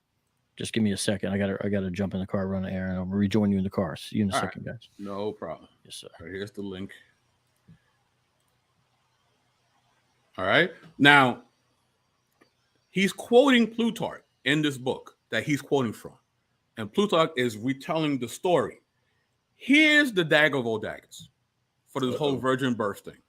All right. And Adam, I'm going to give you the honors of reading this part. Gladly. All right. All right. There is also, okay, so this is The Ancient Mysteries, a source book, Marvin W. Meyer. Right. And they're quoting Plutarch here. This is Plutarch. Quoting Plutarch. Okay. Right. There is also a tradition that Osiris and Osiris were sprung from the sun, Isis from Hermes, and Typhon and Nephthys from Kronos. For this reason, the kings consider the third of the intercalated days as inauspicious, and transacted no business on that day, nor did they give any attention to their bodies until nightfall. They relate, moreover, that Nephthys became the wife of Typhon, but Isis and Osiris were enamored of each other and consorted together in the darkness of the womb before their birth. Can you read that again, sir? I really don't want to, but okay. Please read that again. Says, okay, so they relate, moreover, that Nephthys became the wife of Typhon, but Isis and Osiris were enamored of each other. Now, I got to clear that up because I want to make sure people get this. They relate, moreover, that Nephthys became the wife of Typhon, but Isis and Osiris were enamored of each other and consorted together in the darkness of the womb before their birth. Some say that Osiris came from this union and was called the elder Horus by the Egyptians, but Apollo by the Greeks. So according to Plutarch, not only is there no virgin birth, she wasn't a virgin even when she was born. We're done here. It's a wrap. If you're going to use Plutarch. Now, do we need to explain what consorted together means? Like, do we need to explain? We're all adults here. We know what happened, right? It's sexy time. It was sexy time. Sexual intercourse in the womb is what Plutarch is saying. Between Osiris, getting it bumping uglies in the uterus. Osiris and Isis was knocking boots. I'm gonna take it back to that. Take it back to the 90s. Knocking boots in the womb. Come on, bro. Now, for me, I would say, well, the Greco-Roman mystery, right, since they could not read the glyphs like Plutarch, and this was just Greco-Roman speculative fiction, we would omit this from the conversation. But he puts it into play, Jabari. He does. It's part of the evidence of the court. We get to cross-examine your evidence. That's what we're doing here. And he brings it to the table. You brought it to the table. We get to look at it now. Right. And it's been weighed and measured and it's been found wanting, my friend. This is horrible. There is no virgin birth, according to Plutarch. No virgin birth, man. None. All right. And that's the thing is that, again, he keeps referring to passages, this or that text where somebody refers to, Isis as like the virgin, whatever. But clearly there are conflicting texts, obviously. You know what I'm saying? And then on top of that, if according to Plutarch, which he brings into the game, that wasn't the case. She wasn't a virgin. And I might add, not only that, I think that there's a bit of sleight of hand here again, because the question is, like, again, with this whole savior's model thing, he's saying that here's some similarity between, Isis and Mary. They were virgins, and I'm going to prove that Isis was a virgin. It's like, well, that's not the issue. You know what I'm saying? Like, I don't really care that somebody referred to her as a virgin. Yeah, that's neither here nor there. The question, the remarkable thing about the virgin birth is that there was no sexual activity going on with Mary prior to or in the bringing about of Jesus into the world, right? The same cannot be said about Isis. I'm saying, regardless of what you want to say about her, you know what I mean? Even if she was a virgin at some point, which now, according to Plutarch, she wasn't, but even if she was, clearly there's some copulation and consorting going on between her and her husband Osiris at some point that brought about Horus the elder that Plutarch talks about. So again, man, like, I think it's some sleight of hand here. Like, he thinks by just asserting this thing about her being a virgin, he's done something. But I think he's not being honest with himself. He's not being honest with respect to what the text and his sources actually say. He's not being honest with his audience, man. It's kind of shameful, to be honest. Right. So let's keep the ball rolling. Let's play. Let's look at the sources. Let's look at the sources. Some of these I showed you on Sonnetter before, so I'm not going to spend a lot of time on them. This comes from the coffin text. Is Ost a virgin. This comes from the coffin text. By the way, you should know the coffin texts are 2100, at least 2100 BCE. We're talking about more than 2,000 years before the stories of Mary, Jesus, Joseph. 2,000 years. Once again, as old at the time of the purported birth of Jesus as the time we are from that period, the purported birth of Jesus, to now. That's how old this is. Listen to what it says.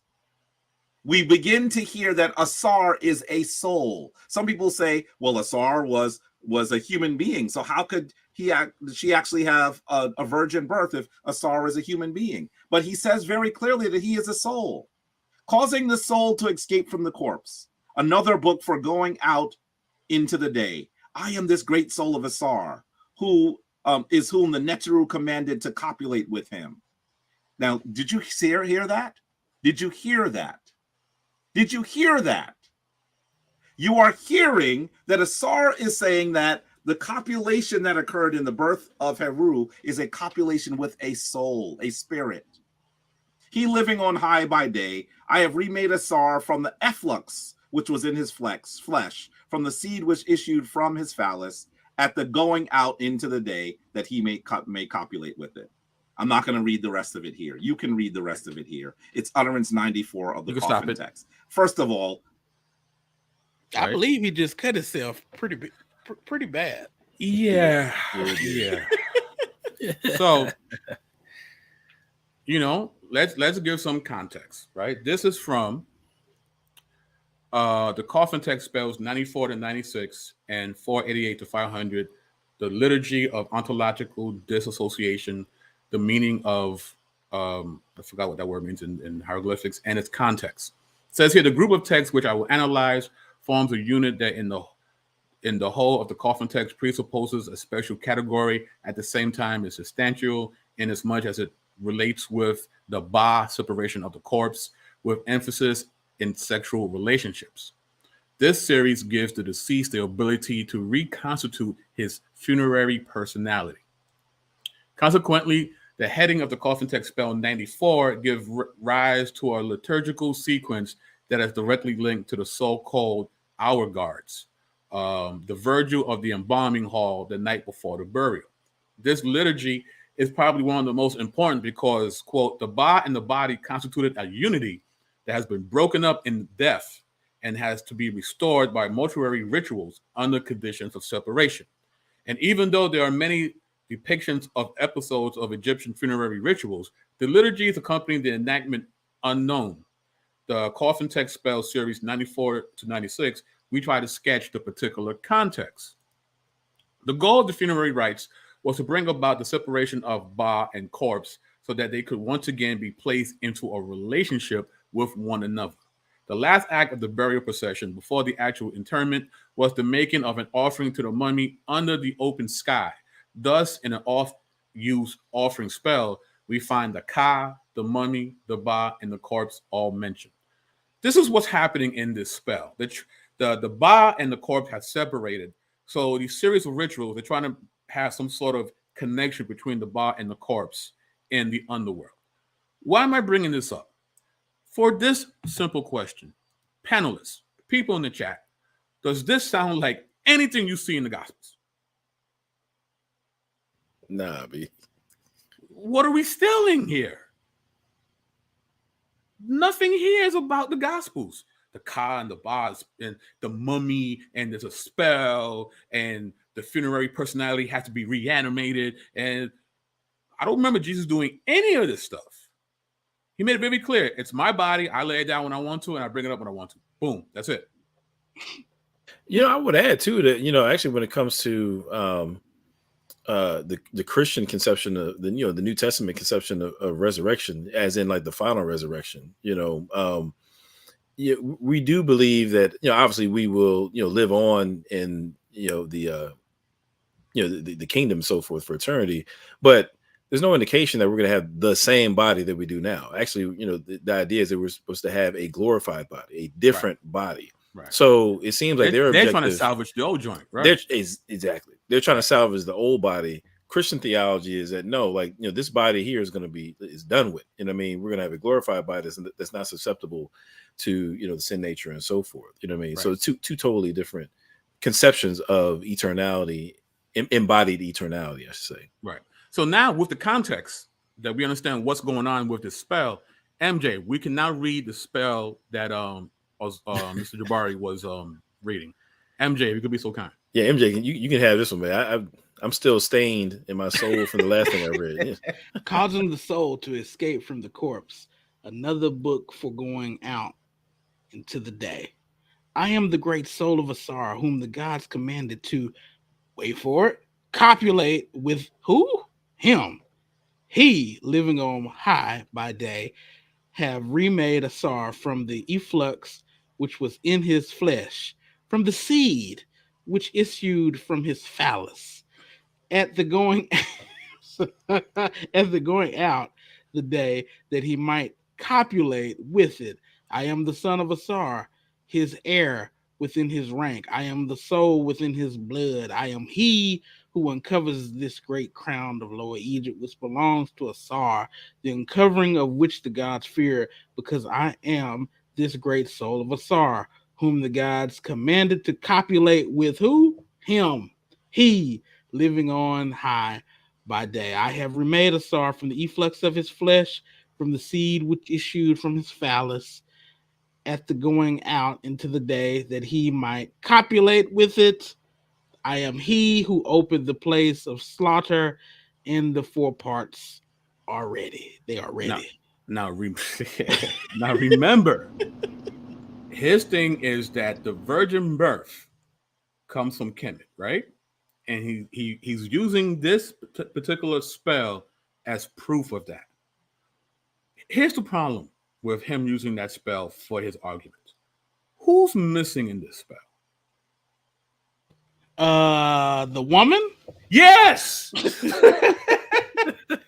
nowhere mentioned in the spell. Wow. How is this about Isis when she's not mentioned? That's a great point. Yeah. Uh-oh. If people wonder where we get that from, it's a sound effect that Sonetta used on his channel. Right. That's why we keep doing the thing. But look what the spell. Remember, now this is the person who's recently deceased has to say this particular spell so that he can be reconstituted into his funerary personality. It says, I am, meaning me, this great soul of Osiris, meaning Osiris, whom the gods commanded to copulate with him. Who's the him? Osiris. This is part of the spell. I am here, the great soul of Osiris, and the gods commanded to copulate with him. So who's copulating in the spell, gentlemen? Come on, dudes. A couple some dudes, B. Couple of rough heads.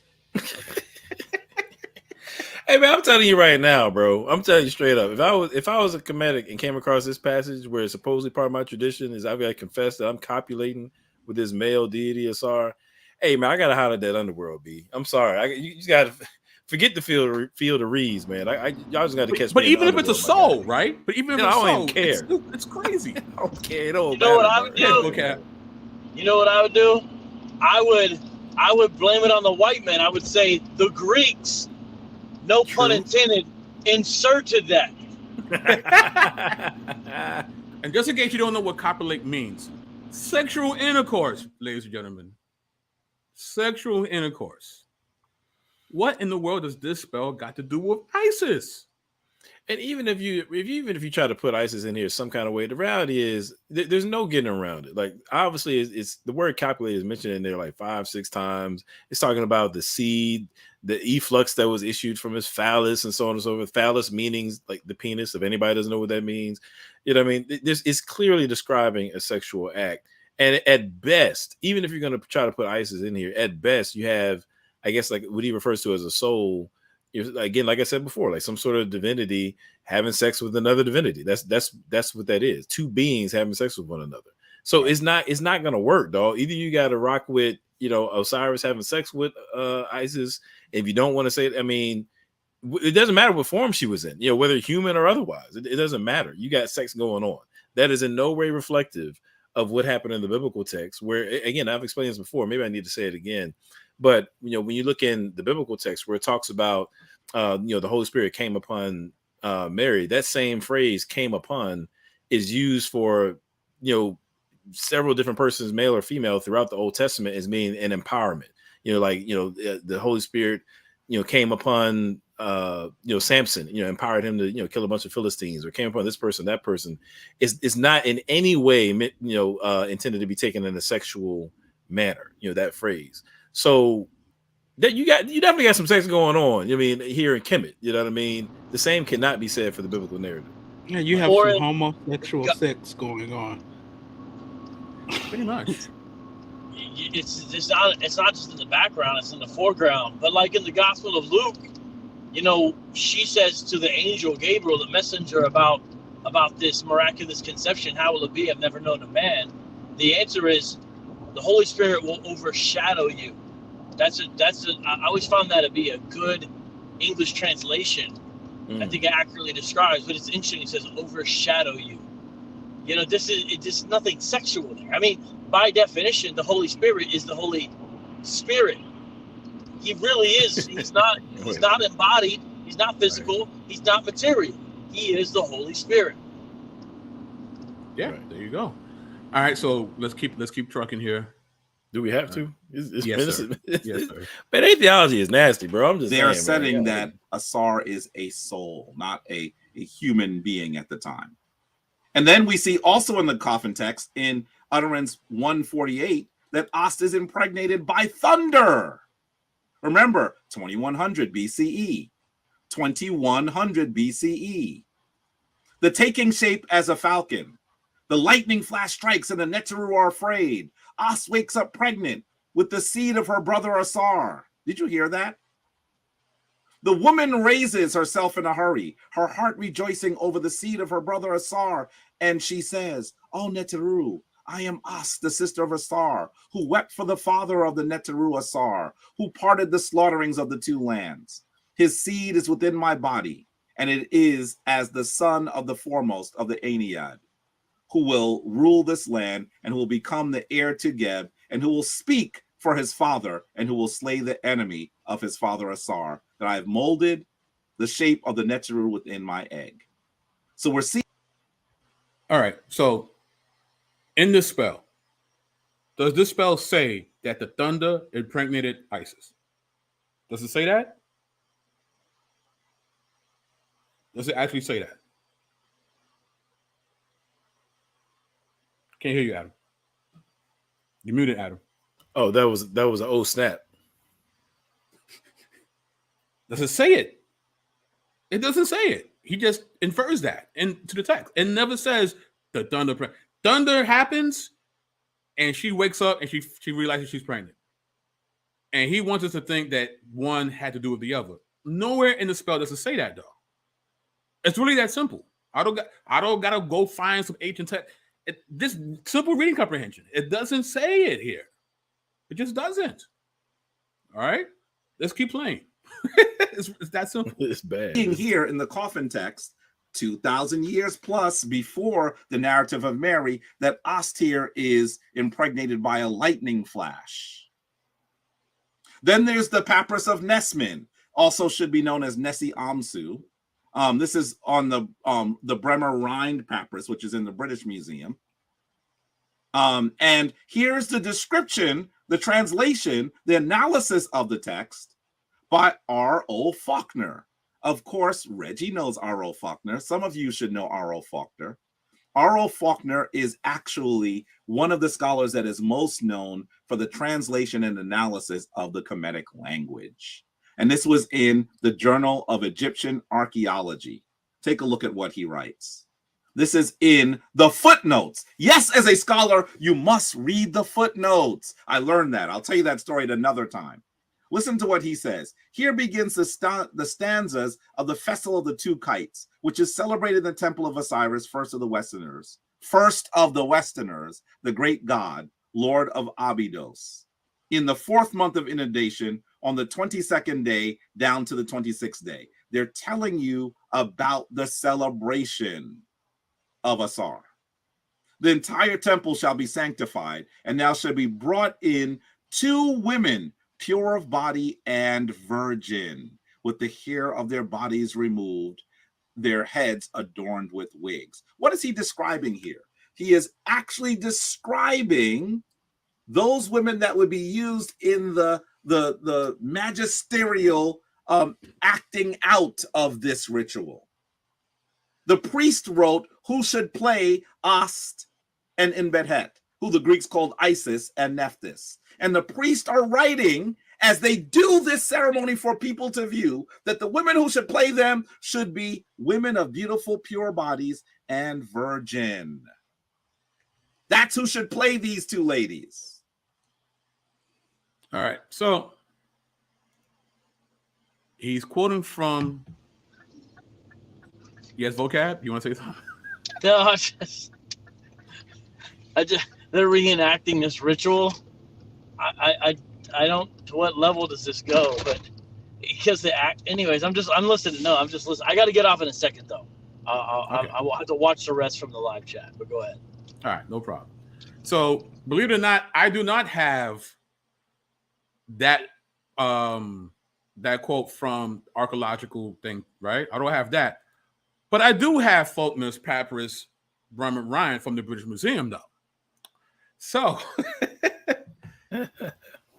and so he tells us the stanzas of the Festival of the 2 Kites. This text has been known hereto as the festival songs of Isis and Nephthys, in distinction from the similar but much shorter texts in the Papyrus Berlin 308, known as the Lamentations of Isis and Nephthys. Since, however, the songs in our papyrus are more in the nature of lamentations than rejoicings, the word festival has been dropped from the title as being somewhat of a misnomer. According to the introductory rubric, these songs are intended to be sung in the Temple of Osiris from the 22nd to the 26th day of the month of Keolach, so that they doubtless form part of the ritual of the Osirian mysteries, which were celebrated in that month. The signing was performed by 2 virgin priestesses, shorn and bewigged, who represented the goddess Isis and Nephthys in their mourning for the dead Osiris. So, first off, this is the Osirian mysteries. This is not indigenous to Egypt. This is Greco-Roman speculative fiction about ancient Egypt.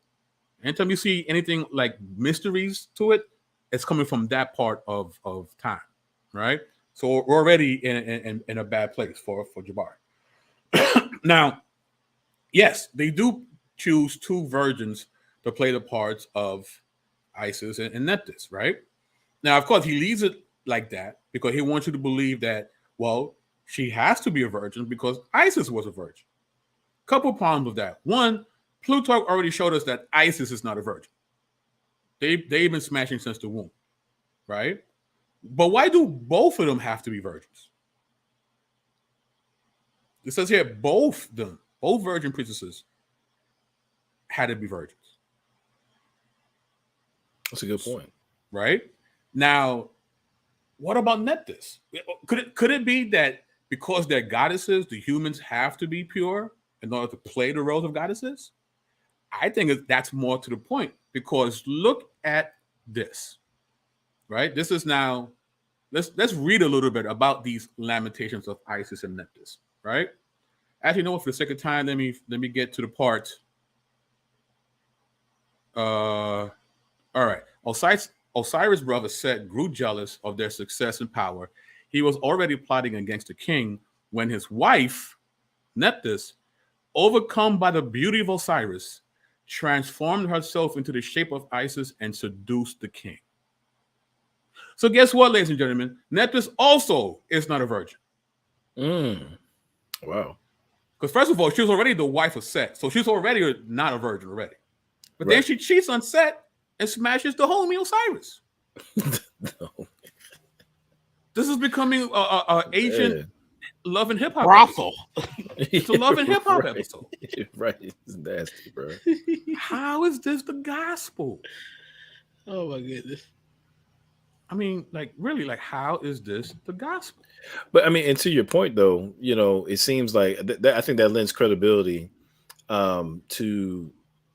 We'll just say possible. I just think it's plausible, you know, that this notion of both the the priestess who's portraying Nephthys and the one who's portraying Isis are to be virgins, because that's how they're gonna, I guess, depict, you know, these two female goddesses. You know what I'm saying, like, it's just kind of giving, you know, respect to that, versus, you know, this kind of rationale. Okay, well, they're virgins. You know, these priestesses are virgins because they're depicting somebody who was a virgin in the narrative. Because obviously, Nephthys is not a virgin, right? Clearly, because that's the whole, you know what I'm saying, point as to why, you know, Seth offed Osiris anyway. You know what I mean? So clearly, she's not a virgin, but nevertheless, there was a priestess who was a virgin portraying her. So there's no reason to think that if you have this non-virgin character of Nephthys being of necessity being portrayed by a virgin, that okay, well, on the Isis side of the coin, you know, the virgin priestess must be portraying a virgin in the narrative. I mean, that's clearly, there's no reason to make that inference. You know what I'm saying? So with that, let's keep it trucking. Let's go to the 2 minute and 13 mark. I mean, 2 hour and 13 minute mark. Sorry. And I want to go further that the Tekken is both of the ladies, your beloved, are saying in the ceremony. And you're seeing that this ceremony occurs in a part of the shrine that is known as the Hall of the Appearings, because they were praying, these two ladies, in the area where Asar was supposedly dead, for his soul to return. And this image on the papyrus of Ani is supposed to be describing this ceremony. Do you see the two ladies, Austin and Bedhet? In between them is the Jed column, the symbol of the resurrection of Asar. Adam. And we can see that he is alive again. Do you see the Ankh? That's not a virgin. Doesn't matter. You could disagree with them. They were the ones that said she was a virgin. And in fact, they promulgated it as such to the rest of the world. The rest of the world thought of her as a virgin as well. You know what? Let me... Of Asar.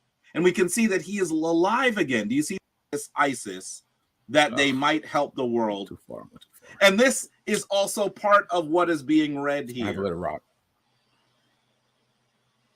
Which part are you looking for? Yeah, right after this.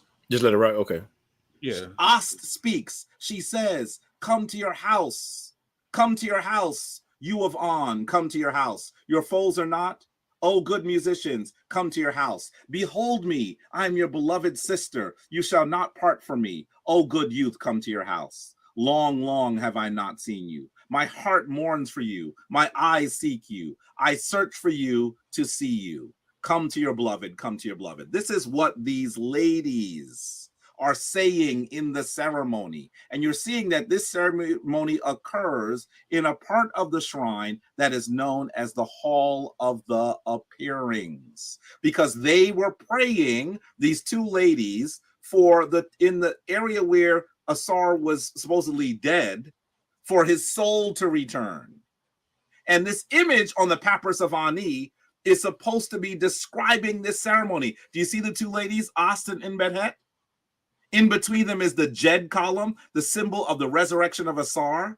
And we can see that he is alive again. Do you see the Ankh? His soul lives. You see the Ka raising to the sun.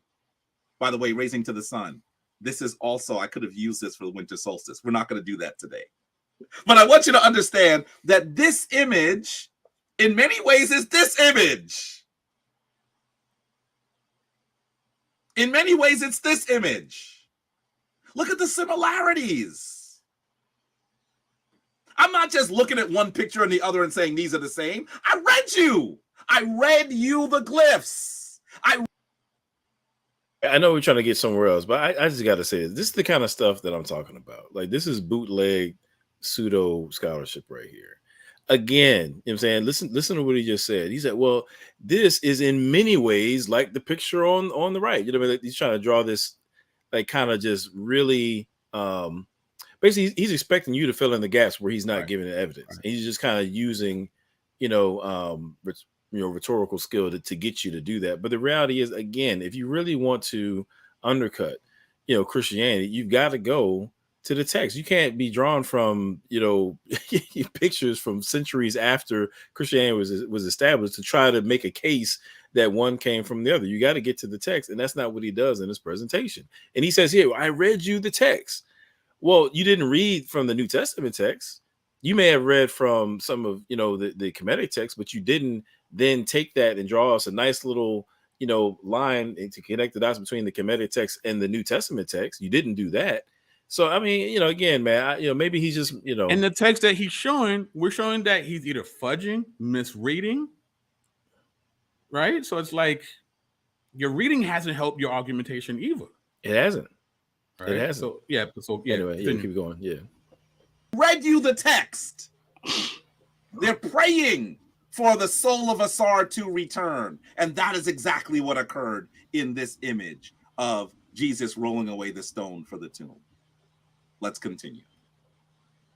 Hey, can anybody point me to the text where it says that the disciples were praying for the soul of Jesus to return? No. Well, Can anybody point me to? Jan Assmann, one of the scholars that he quoted, says that did not happen. That Mary had nothing to do with the resurrection. Oh, okay. I was just wondering. Yeah. I was just wondering. Yeah. I didn't recall. I thought maybe I was mistaken. But just even understanding the cultural, the historical and social background, Jesus was just another dead Jewish person that claimed to be the Messiah. According, his disciples went back fishing. Right. Yeah. Right. They went back to work. Right. There we go. In the final analysis, I'm going to do this part very quickly. I want you to recognize that so many people argue about whether Ast is a virgin. They look at one description that it seems like she made a penis out of wax, or the tekken is the penis, the obelisk is the penis. She brought Asar back to life, so she had sex with him. Maybe she had sex with a corpse, a dead body. And they say that means she's not a virgin. Let me say to you, it doesn't matter what they think. Listen carefully. You have not heard this on this channel. This is the stuff I teach in the shrine. Oh my God. It doesn't matter what they think. What matters is whether the people who are describing us described her as a virgin. It doesn't matter whether you read the story and say, well, that's not a virgin. It doesn't matter. You could disagree with them. They were the ones that said she was a virgin. And in fact, they promulgated. All right, stop right there for a minute. So, right, it doesn't matter, man. Why? Why doesn't it matter? You can't just say it doesn't matter. Who's like, why? Like, what's your argument there? Well, I mean, if you read one of his bullet points, it says many Christian apologists and others who would like to affirm the status quo. What does that mean? What does that mean? But what is the status quo? Who spend copious hours arguing that in Kemetic myth, Ast could not have been a virgin birth. That's the status quo. That means what? The consensus. The consensus says she wasn't a virgin. Forget what they say. It's what these people said. Well, don't go by the apologists, because I'm not an Egyptologist. Neither is MJ or Adam. So let's look at what the Egyptologists have to say about this. Okay, let's take a gander here. Like, for instance, Barbara Lesko, Egyptologist at Brown University. She says, quote, drawings on contemporary funerary papyri show her as a kite hovering above Osiris, who was revived enough to have an erection and impregnate his wife. Okay, that's one Egyptologist. How about Francois Dunnard, Egyptologist professor at Strasbourg University? Quote, after having sexual intercourse in the form of a bird with the dead god, she restored life. She gave birth to a posthumous son, Horus. Right? How about another Egyptologist, Richard Wilkinson, Egyptologist, archaeologist, professor at University of Arizona. Quote, through her magic, Isis has revivified the sexual member of Osiris and became pregnant by him, eventually giving birth to the child Horus. It's not the apologists. It's not the Christians. Right. It's the Egyptologists, the people who actually have done the field research, the people who can read the glyphs, unlike Plutarch. The people who can decipher these things, the people who are at the sites digging. These are the people that's telling us they had sex, homie. Yes, this is the status quo. You're right. So we should throw away the consensus and go by what you're saying. And if we're going to do that, and just because something is consensus, that's automatic mean it's correct, right? But then you got to give us a compelling argument why we should throw away all these Egyptologists and Right. listen to you. And you haven't done that. Right. You haven't done that. So, okay, hold up. All right. So Well, I'm just throwing too. I think he's also pitting the narratives that he's been reading, the coffin text, whatever, papyri and so forth. He's pitting those against this, I guess, group, like presumably of Egyptians, Hermetics, who refer to Isis as being a virgin. You know what I'm saying? So he's really kind of pitting them against their own text. Like, okay, never mind what the text actually describes. What really matters is how the people viewed Isis and what they said, in terms of her being a virgin and so on and so forth. Don't worry about what the text actually says. You know what I mean? It's kind of like in the Wizard of Oz where the dude's like, don't look behind the curtain. Don't look behind the curtain, right? You know what I'm saying? But the thing is, so now you're pitting the people against the text. So who are we supposed to believe? Are we supposed to believe the people who refer to as Isis this particular way? Or are we supposed to believe the text that these same people produce? Right. Like, who are we supposed to believe? You know what I mean? And this is the kind of stuff that, honestly, again, this just really shows a lack of scholarship on his part. But like, when it comes to the apocryphal, I won't even refer to the Gnostic Gospels and so forth. Like, one of the reasons why we reject them, aside from the late dating and so forth, theologically they're inconsistent. Matter of fact, you mentioned that earlier. With all these inconsistencies in their narratives, theologically, or if he wants to refer to them as myths that weren't literal, whatever. All these inconsistencies. 1 minute, she's a virgin. The other minute, she had sex in the womb, and all these different texts he's drawn from. They're inconsistent with one another. You know what I mean? There's no way that he would let a Christian get away with that. There's no way. You know what I'm saying? Right. He's got to hold it up to his own standard, man. He's got to. All right. I don't suspect that he will, but this is the last clip. All right, we're in the home stretch, so let's you could just let this play. All right. Promulgated it as such to the rest of the world. The rest of the world thought of her as a virgin as well. How can I tell you that? Who here has heard of the narrative of Corey Cosmo? Who's heard of Corey Cosmo? This is perhaps the world's first hermetic text. That's what this is. That's what this is. It comes about at around 510 BCE, over almost a half a millennia before the story of Jesus and Mary. And this story goes into the rest of, this is not just Kemet. Corey Cosmo actually goes into the rest of the known world at the time, the rest of the Mediterranean. People who could read knew this story. What does Corey Cosmo talk about? First of all, you should know it's about the studies of Ost with Heru, Isis with Horus. And the name of the book is Virgin of the World. Virgin of the World. The rest of the people in the Mediterranean understood that the Kemetic people were calling her a virgin. That's what we're seeing here. It doesn't matter whether you read the story and say, is this virginity or not? What matters is whether they promulgated it as virginity to the world. And this, Corey Cosmo, proves it so. Let me read for a second from Virgin of the World by, they say it was written by Hermes thrice great, Hermes Trismegistus. It says, and Horus thereupon said, how was it, mother, then, that the earth received God's efflux? He's saying, how did we receive the spirit of Osiris that created me? And Isis says, I may not tell the story of this birth, for it is not permitted to describe the origin of your descent, O Horus, son of mighty power, lest afterwards the way of birth of the immortal gods should be known unto men, except so far that God the Marduk, the universal orderer and architect, sent for a little, while thy mighty sire Osiris and the mightiest goddess Isis, that they might help the world for all the things needed them. She's telling you, and he... Okay. Let's look at that quote. And Horus thereon said, how was it, mother, that the earth received God's efflux? And Isis said, I might not tell the story of this birth, for it's not permitted to describe the origin of thy descent.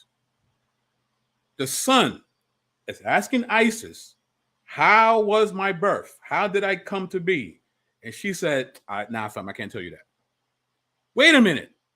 So how is this proof of the virgin birth? The son literally asking Ma Dukes, Ma, how did I show up? Can't tell you that. You can't know that until you're older. What? Right. Here it is. Here's her chance to really lay it out for us in her own words. Oh, I'm not permitted to tell you that, son. To your own child? You're right. To your own child. It's not getting it done, B. Right? And then what kills me is who he's quoting. It's Hermes Trismegistus. Once again, if you've been following my channel, me and MJ, we've been doing a lot of talk about this Hermes Trismegistus, right? Yeah. And we've been talking about how the conscious community gets a lot of their talking points from this dude. And once again, the Kemetic high priest, during his presentation for what would be considered in that world the debate of the year, is quoting this dude. Why is that problematic? I'm glad you asked. Right? Because in reality, Hermes Trismegistus was a Hellenistic creation. Hold on for a second. Yes, sir. Could you tell us what Hellenistic means? Well, this is Greco-Roman times. Yeah. This is not indigenous Yeah. Kemetic. Right? This is during the Ptolemies. This is when your kingdom kind of get took over and they come in and this is Alexander the Great and his generals. Yeah. Right? The whitewashing that they always talk about, that's what's happening here. That's what he's drawn from, right? All right. In reality, Hermes Trismegistus was a Hellenistic creation, and most of the celebrated texts associated with this supposed Egyptian sage, guess what, y'all? Post-dated the New Testament. Thus, this view of Egypt was totally baseless, but this was not known until after it had molded the consciousness of the West. Question. Yes. Did he not say that he was reading from an old text? Well, and we're going to get to that dating that he gave. We're going to get to that too. I'm trying not to cuss it so bad. We're getting to that too. Hold up. Hermeticism did not exist prior to the reign of the Ptolemies. While it may have carried over some Egyptian ideas as part of its core concepts, Hermeticism was for the most part a Hellenistic product posing as ancient Egyptian wisdom. Again, this is cosplay, Greco-Roman cosplay. Speculative fiction on what they might think ancient Egypt was. They're guessing here. The real achievement of Hermeticism was projecting Hellenistic ideas back upon ancient Egypt. Ancient Egypt was not without its own esoteric beliefs, but theirs were not the astrology and other practices of its later Greek rulers. The differences between classical and Hellenistic Egypt prompted the Egyptologist Eric Hornung to label concepts from this later period Egyptologist, in opposition to Egyptology of earlier Egyptian rule. The Hermetic movement, whose greatest thinker was Giordano Bruno, took inspiration from a body of mystic writings attributed to Hermes Trismegistus, a supposed Egyptian sage often identified with the god Thoth. In reality, the works thought to be those of Hermes dated from the 2nd and 3rd centuries CE. But belief in their vast age, Egyptian origins, and mystic power was widespread, not knowing that the sacred text actually post-dated Jesus.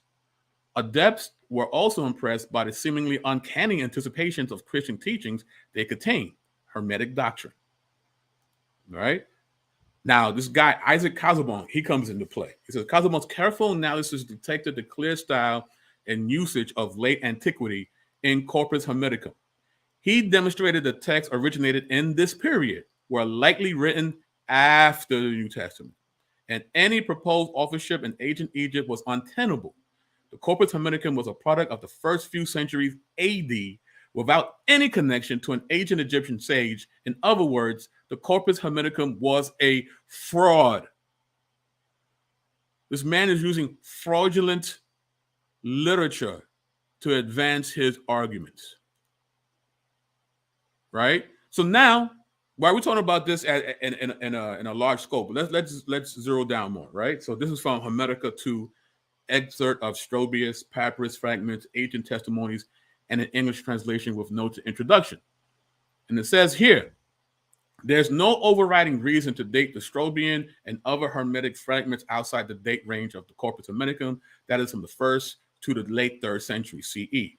Perhaps more precision can be attained with regard to a peculiar collection of Hermetic treatises in which Isis addresses her son Horus. Lucian in the mid-2nd century CE refers to the sacred books of Horus and Isis in the inner shrines of Egyptian temples. The fact that such books were known to the Greek would make it logical for a Greek-speaking Egyptian to write Hermetic books in the name of Isis.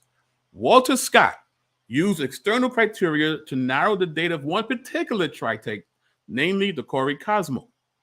The treatise was written, he proposed, between 263-68 CE, since the atrocities spoken in it reflected, according to Scott, the historical calamities of Alexandria between 262 to 263.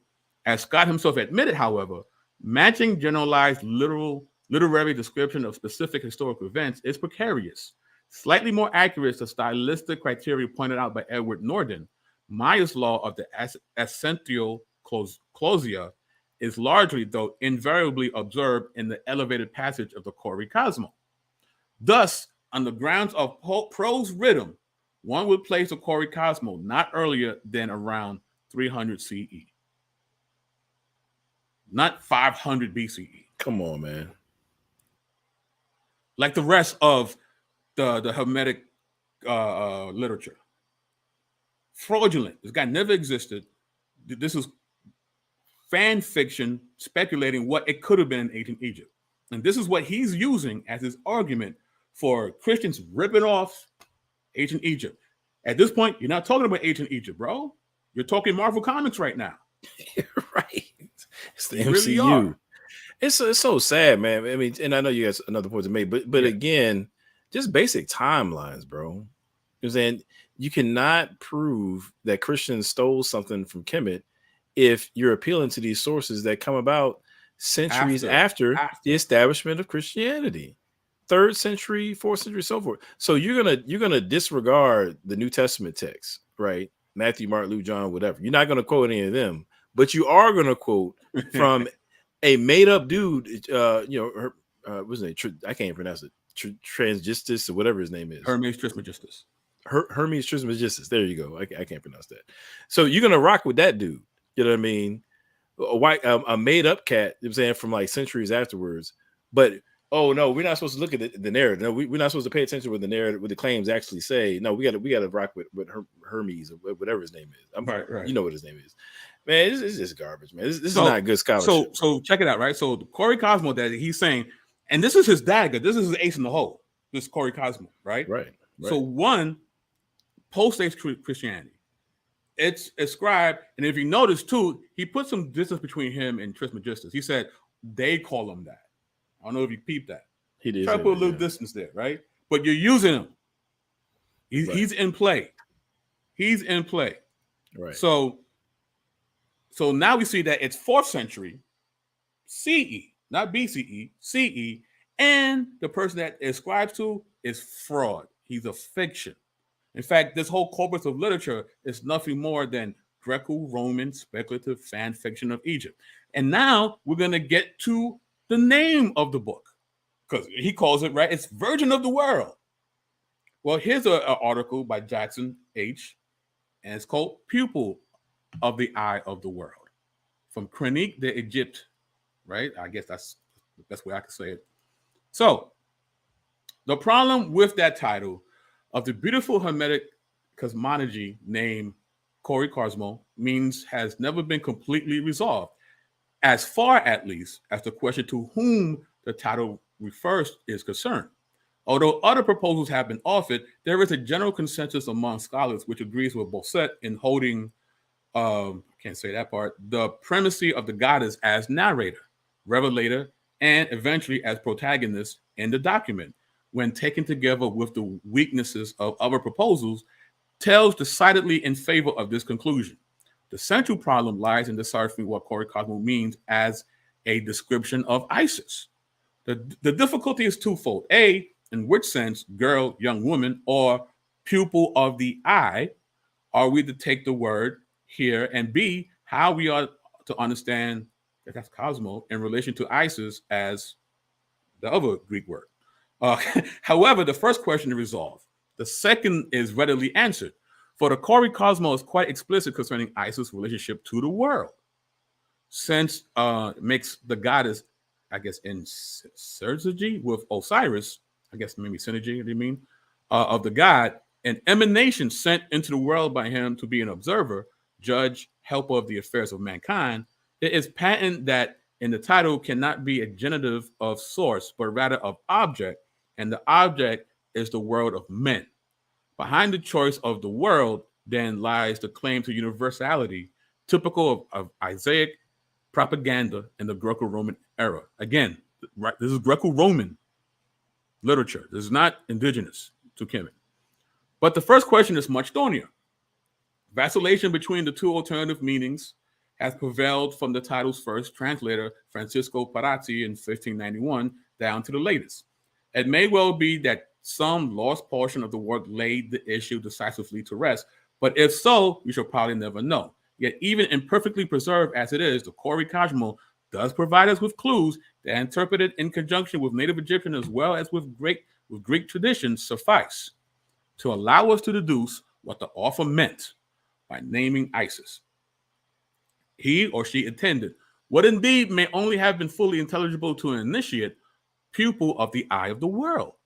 To be sure, the more common esoteric alternative meaning is not thereby totally excluded, because both for the Greek term and for the Egyptian one that I will argue later is likely to underlie it, the two senses of the word are inextricably intertwined. Despite that caveat, however, pupil of the eye is the only meaning that makes perfect sense in this context. It's actually only been the failure of the part of the former investigators to conceive what possible significance pupil of the eye of the world could have as a description of Isis that stood in the way of its confident adoption as the correct translation for the title. However, as we shall see, however, this meaning for the title is in fact of the deepest significance when viewed against the background of an important dimension of the goddess' salvific work in the world of man. So based on, research and translation, the best translation of this book, which dates 4th century from a fraud named Hermes Trismegistus, is that it's not virgin of the world, it's Isis, pupil of the world. So you got the name wrong, you got the date wrong, and you're quoting a fiction. Man, this dude just quoted ancient Harry Potter to try to debunk Christianity. Pretty much. Come on, man. Again, I know we got to get out of here, but I don't mean to sound like a broken record, but I just say to the people out there, you really got to check your sources. You know what I'm saying?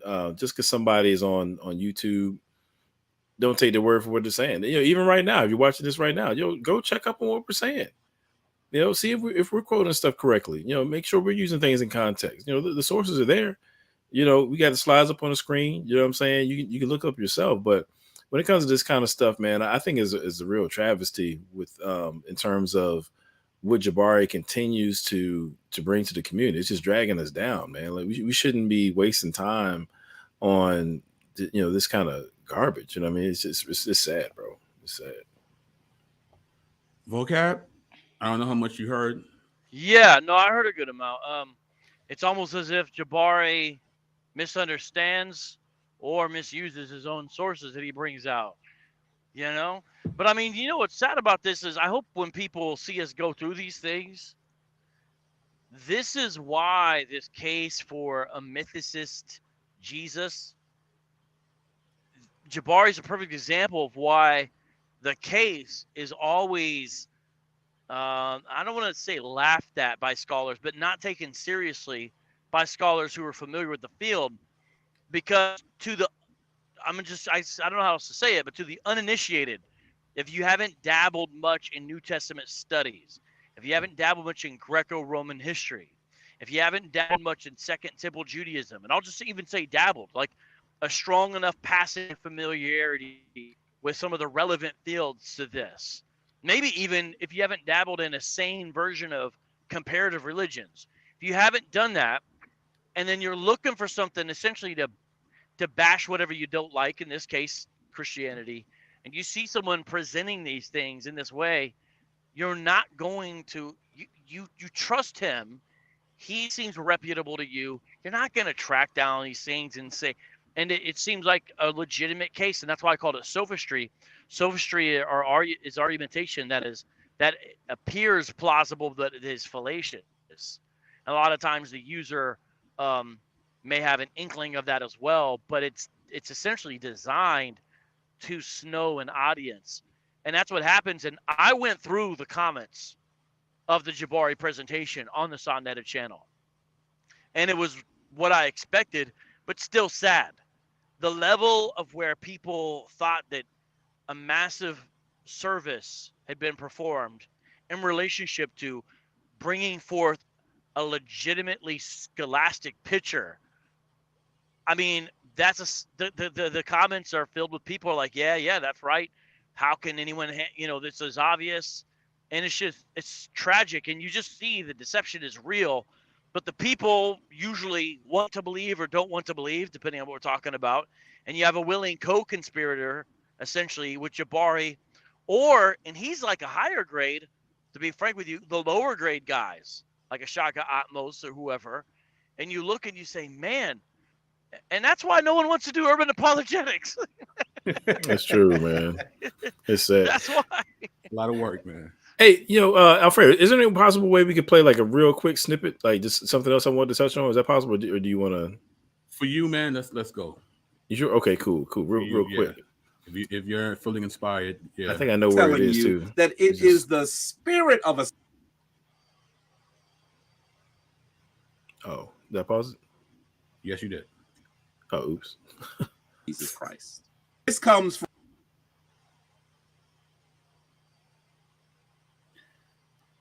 Shout out to everybody in the chat. I don't know why I keep doing that. Of a song. Appreciate it. Let's go. The understood. Thank you, Prime Minister, for the super chat. Definitely appreciate it. Thank you. All right, well, it's acting weird for whatever reason. It won't let me play the thing that I was trying to play. So I guess you can just take it off. But it's at the 2 hour and 20-minute mark. I just trying to point out. This goes back to something that the vocab was describing. How they're just outright lies in the presentation. I mean, like he says that the 2 hour and 20-minute mark, right around there, that I guess like the apologists and Christian representatives in the 3rd and 4th century, as they were making supposedly veiled confessions about what he's supposed to be presenting. Right. He says that they say that Christianity, because it's literal, that somehow it's better. That's the way that he frames it. If anybody's watching Jabari, he's always harping on this idea of literal versus non-literal. Like he takes the myths of Kemet to be non-literal mythology from which you can draw truths or something like that. And he says that the Christians came along and said, because ours is literal, therefore it's better. You know what I mean? I would really encourage people to track down any inkling of that being true, like in terms of the whether it be somebody like a Justin Martyr or anybody from the era that he's referring to. Like, is it really true that Christians were going around saying because ours is literal, it's better? Nobody was saying that. That's an entire this is entirely a mischaracterization of what the Christian claim is. The claim is that because Jesus rose from the dead, because of the reality of that fact, the historical reality of that fact, the resurrection of Jesus now points us to other truths about the world. I'm saying if it is the case, I'm telling you right now, if for some reason, Alfredo, you straight up, I'm not even gonna put that on you. I'm just just put it on me. If I die right now, straight up, you know what I mean? And the whole time throughout my ministry, I've been telling you certain things. God said this, God said that. And if I die and I come back in miraculous fashion, that's gonna lend some credibility to some stuff that I've been saying. All of a sudden, you're gonna take what I've been saying pretty seriously. You know what I mean? Right. And really, that's the same thing that we're talking about with Christianity. It's not just that the disciples had this idea that, oh man, it'd be dope if Jesus rose from the dead, or we believe that Jesus rose from the dead. They're not just proclaiming a belief; they're proclaiming to you what they saw. They're saying that we saw this dude die on the cross, and then 3 days later he was bodily resurrected. And based upon that truth, that now points us to realities you know, about what God has been doing in the world this whole time. That's really, you know, the nature of it. It's not just, oh, because it's literal, it's better. No, it's because Jesus rose from the grave. This is a definitive stamp that what we're proclaiming to you is true. That's the issue. But when he does this whole literal, non-literal thing, it's really, I think it's dishonest. I think it's a straw man tactic. And I really think it's just beneath the community. I would really, if anybody from that community is watching right now, I see we got Silent K in the chat who says that we're following Serapis. I don't know if he's being sarcastic or not. It seems like he's not. But anybody who's a representative, go run and tell Jabari. You go check him. You know what I'm saying? You know, ask this man, like, please, I'm pleading with you. Hold him accountable. You've seen him misquote people. We've showed it to you over these last couple of shows. You've seen him misquote people. You've seen him attribute motives to folks that aren't there. You've seen him do all this stuff. You hold him accountable. If we're such liars, if we're so out of pocket, okay, cool, fine. Go check your mans. You know what I'm saying? Like this dude is constantly pushing deception. When are y'all gonna step up and just hold him accountable for your own sake? Right. Anyway, right. I'm just leave it at that. I don't know why that phrase has always been funny to me. You can run and tell that. Right. I always thought that's such a funny phrase. But you know, what does Peter say? You know, I think it's very representative of the Christian attitude. For we did not follow cleverly devised myths. Mm-hmm. This is one of his epistles. If someone helped me out, it was the 1st, 2nd Peter. And then he says, we were eyewitnesses to his glory. I mean, so the Christian argument wasn't it's better because it's literal. It's better because it's true. Exactly. It's factual. It's a story of what happened. It's not a God rolling a boat in the underworld to make the sun come up every day. Right. You know, it's not Falcon sisters having sex with dead corpses. Oh snap! After creating members from gold or whatever materials were on hand. You know, Frankenphallus. Right. It's not that. Frankenphallus. You know. So I mean that's accurate though. Funny but accurate. Oh snap! Now Vocab is doing the Beavis and Butthead rendition. Right. What's that verse? Does someone got that Peter verse? I was talking about clever devised myths. I'm driving, as you can tell. Anyways, that's what I'm saying. Someone paste that in the live chat, because that's been the argument the whole time. You know, it's like, hey, you can go check an empty tomb. You can go talk to this lady, you know, like his mom. You can talk to his disciples. You could talk, like, that's the idea. It's like you could see, we got to hear and touch. You didn't, but you get to talk to eyewitnesses if you weren't one of them. And now they've written down their accounts. It's very sane compared to the stuff written on in the glyphs. I mean, just frankly. It was the remix. Peter 1:16. Oh, there you go. I love that verse. Now I could see them just saying, "Well, but it shows the Christian understanding of these things." MJ, you have to find a word, sir. I'm gonna just read that verse, man. I'm reading it in the Negro International Version. For we did not follow cleverly devised stories when we told you about the coming of our Lord Jesus Christ in power, but we were eyewitnesses of his majesty. And so Jabari has come up with a model. And, you know, I mean, I guess he's trying to sound scholarly. But if you're going to come up with a historical model, you got to be able to do a few things. Your model has to be able to explain in a simple manner all of the data points. And what his model does not do and what it does not touch is the documents, the 1st century documents that we have. Doesn't touch those. Can't even account for how they came to be. It cannot account for the fact that for myth and legend to take place, you need more than a couple of generations. You need a couple of hundred years, which is why the Gnostic Gospels are so fanciful and so extravagant. And so, you know, you got big crosses coming out the sky. Talking crosses coming out the sky in some of the Gnostic Gospels. You don't get any of that in the 1st century documents. His model cannot account for the church fathers, for Papias, who knew Philip's daughters, cannot account for any of that.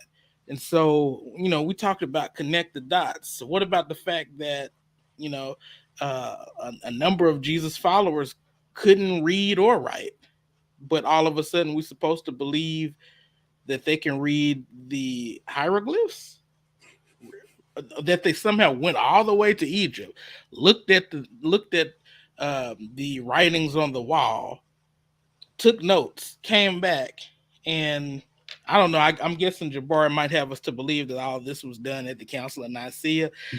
Once again, this is not scholarly. This is fanaticism. This is sensationalism. This is anything but scholarship.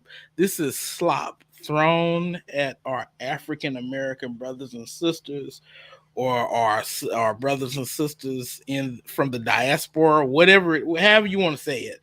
Is disrespectful and unloving toward people of African descent. It's abuse, and he needs to stop. Can I piggyback on something that MJ said real quick? I know we got to get out of here. I mean, but just to make a point, you know what I mean? Like Jabari would say that the evidence is insufficient to demonstrate that Jesus existed, right?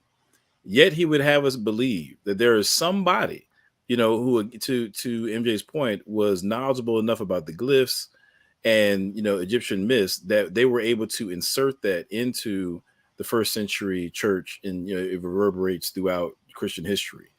But whoever this person is, we don't know who it is, right? Like who is this? Who are these people, who knew the glyphs so well? Again, the disciples themselves were described as unlearned men by their own people, by the Jews. You know what I'm saying? By the Pharisees specifically. Like these cats, they're illiterate. You know what I mean? With the exception of somebody like a Paul, and there's no indication that he's learned. You know what I mean? And surreptitiously putting Egyptian thought into the New Testament text. So anyway, whoever these people are who supposedly inserted all this Egyptian mythology into the biblical text and Christianity and so forth, we have no evidence for who these people are. We have less evidence for who they are as opposed to the existence of Jesus. So why should we believe? If you believe that the evidence for Jesus is insufficient, and we have even less evidence for whoever these people are that you claim inserted all this Egyptology or whatever, Hermeticism into Christian theology, why should we believe that? Right. Why should we? Are we supposed to accept it just because you say so? The same issue is with the Greco-Roman mystery religions. They couldn't read the glyphs either. Right. They made it up as they went along. Right. And then when they were able to read it, they said, "Nah, we like the fairy tale." And they rock with it. And then those fairy tales gave birth to the Rosicrucians and the Theosophists. And speaking of the Theosophists, that's your pedigree, Jabari. You come from that. Right. So we're not shocked that you're using Hermes. I'm shocked that you went public with it, because I've been saying it for the last years. You just confirm everything I've been talking about. Right. So this is what you've been saying this whole time, bro. He's using a dude who's a fraud. The dude never existed, and he's also relying on Plutarch, who was a racist and admittedly left out aspects. He couldn't read the glyphs, and he left out aspects of the full picture of what Hermetics believe, because he didn't think that it was profitable, or it was unsavory, or whatever word he would use. Right. So he looked down upon your culture. So you were actually rock with a white dude from the ancient world who looked down upon your culture so much that he had to reframe it in terms that he felt palatable, and that's the dude you rocking with. And we supposed to sign off on that. Like, that's cool somehow. Christianity is a white man's religion, supposedly, but we're gonna rock with the white supremacist, Plutarch, because Jabari says so. Man, come on, man. That's whack, man. I can't do it. I can't do it. And that's it, ladies and gentlemen. I wanted it to be shorter, but I mean, it was just so much to unpack. It was so much to unpack.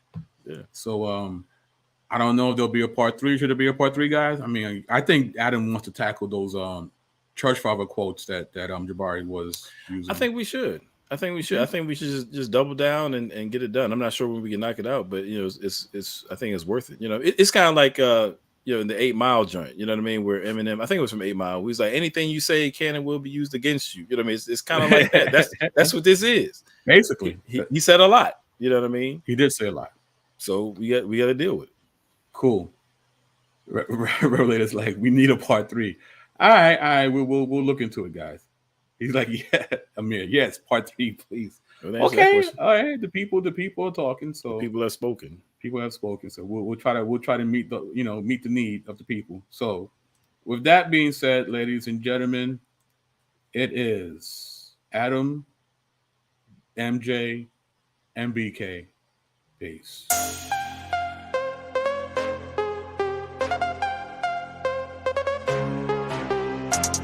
Oh.